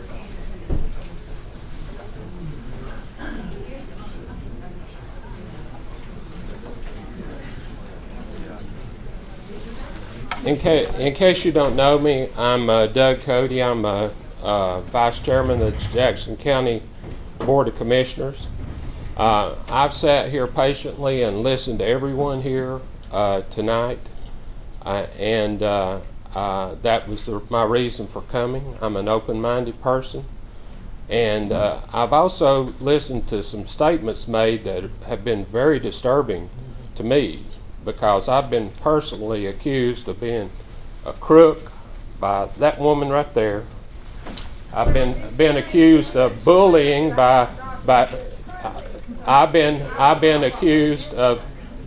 we've been accused of bullying the planning board by other people here, and I'm going to ask Gerald Green right here. He's the chairman of the planning board. Have we bullied you? No, sir. Okay. Mr. Koenig, have we bullied you? Any of you people, have you felt any pressure or bullying from any of us commissioners? Okay. That's, you know, I want to get that straight, because this has been an open forum with these people. There's been no political pressure from any of us. This is a mixed board. We've got 2 Republicans, 2 Democrats, and an independent on our board. How many real estate? One. I don't know, I'm not being smart. Well, I don't know how many's on the planning board. Probably a couple. Well, Mr. Koenig, Mr. Bergen, and Mr. Woodard. But see, you're automatically accusing these people of devious, underhanded dealing without giving them any kind of benefit of a doubt. These are open-minded people also. They have a mind to think, you know, and they're not. Sir, I think 2 people. Well, you may that. have said that. I mean, we don't believe it. I don't No, think it. you We can't don't. lump us all into They one may big be group one here group and say we're all attacking. No, I said I didn't say all. I didn't say all of you were doing. I didn't say all of you. You had your 4 minutes, so let Mr. Cody have his 4 minutes, please. No, I did not say all of you were accusing these people, but you know, we can have an open mind and still be professional people. You know, I mean, my family has been here probably longer than any of the families here. You know, I mean, we go back as long as Mr. Dietz's family. My family's been here since before the Civil War. They settled this area here. I'm just saying that my family's been here as long as the majority of them have. I love these mountains, and that's why I came to this meeting tonight, because I wanted to hear other people's perspective on this. I know how I feel about the mountains, and I think that's why the planning board had this open forum tonight. Is because they wanted input from people, yes, they sure did, and I listened, and they listened, and then we're going to be, or they're going to be going back and revisiting this thing. I'm sure, you know. I mean, this is the way democracy works, you know, and well, it is. Yeah, that's the way it works. You know, people get input, you know. So, anyway. But I thank you for listening to me and everything, and I can hold my head high because I'm not a crook, you know. So. Thank you, Doug. Thank you, Doug. I move public hearing to close. Thank you. A second from Ms. Graham. Any other discussion from the board? Then the meeting is adjourned. I'm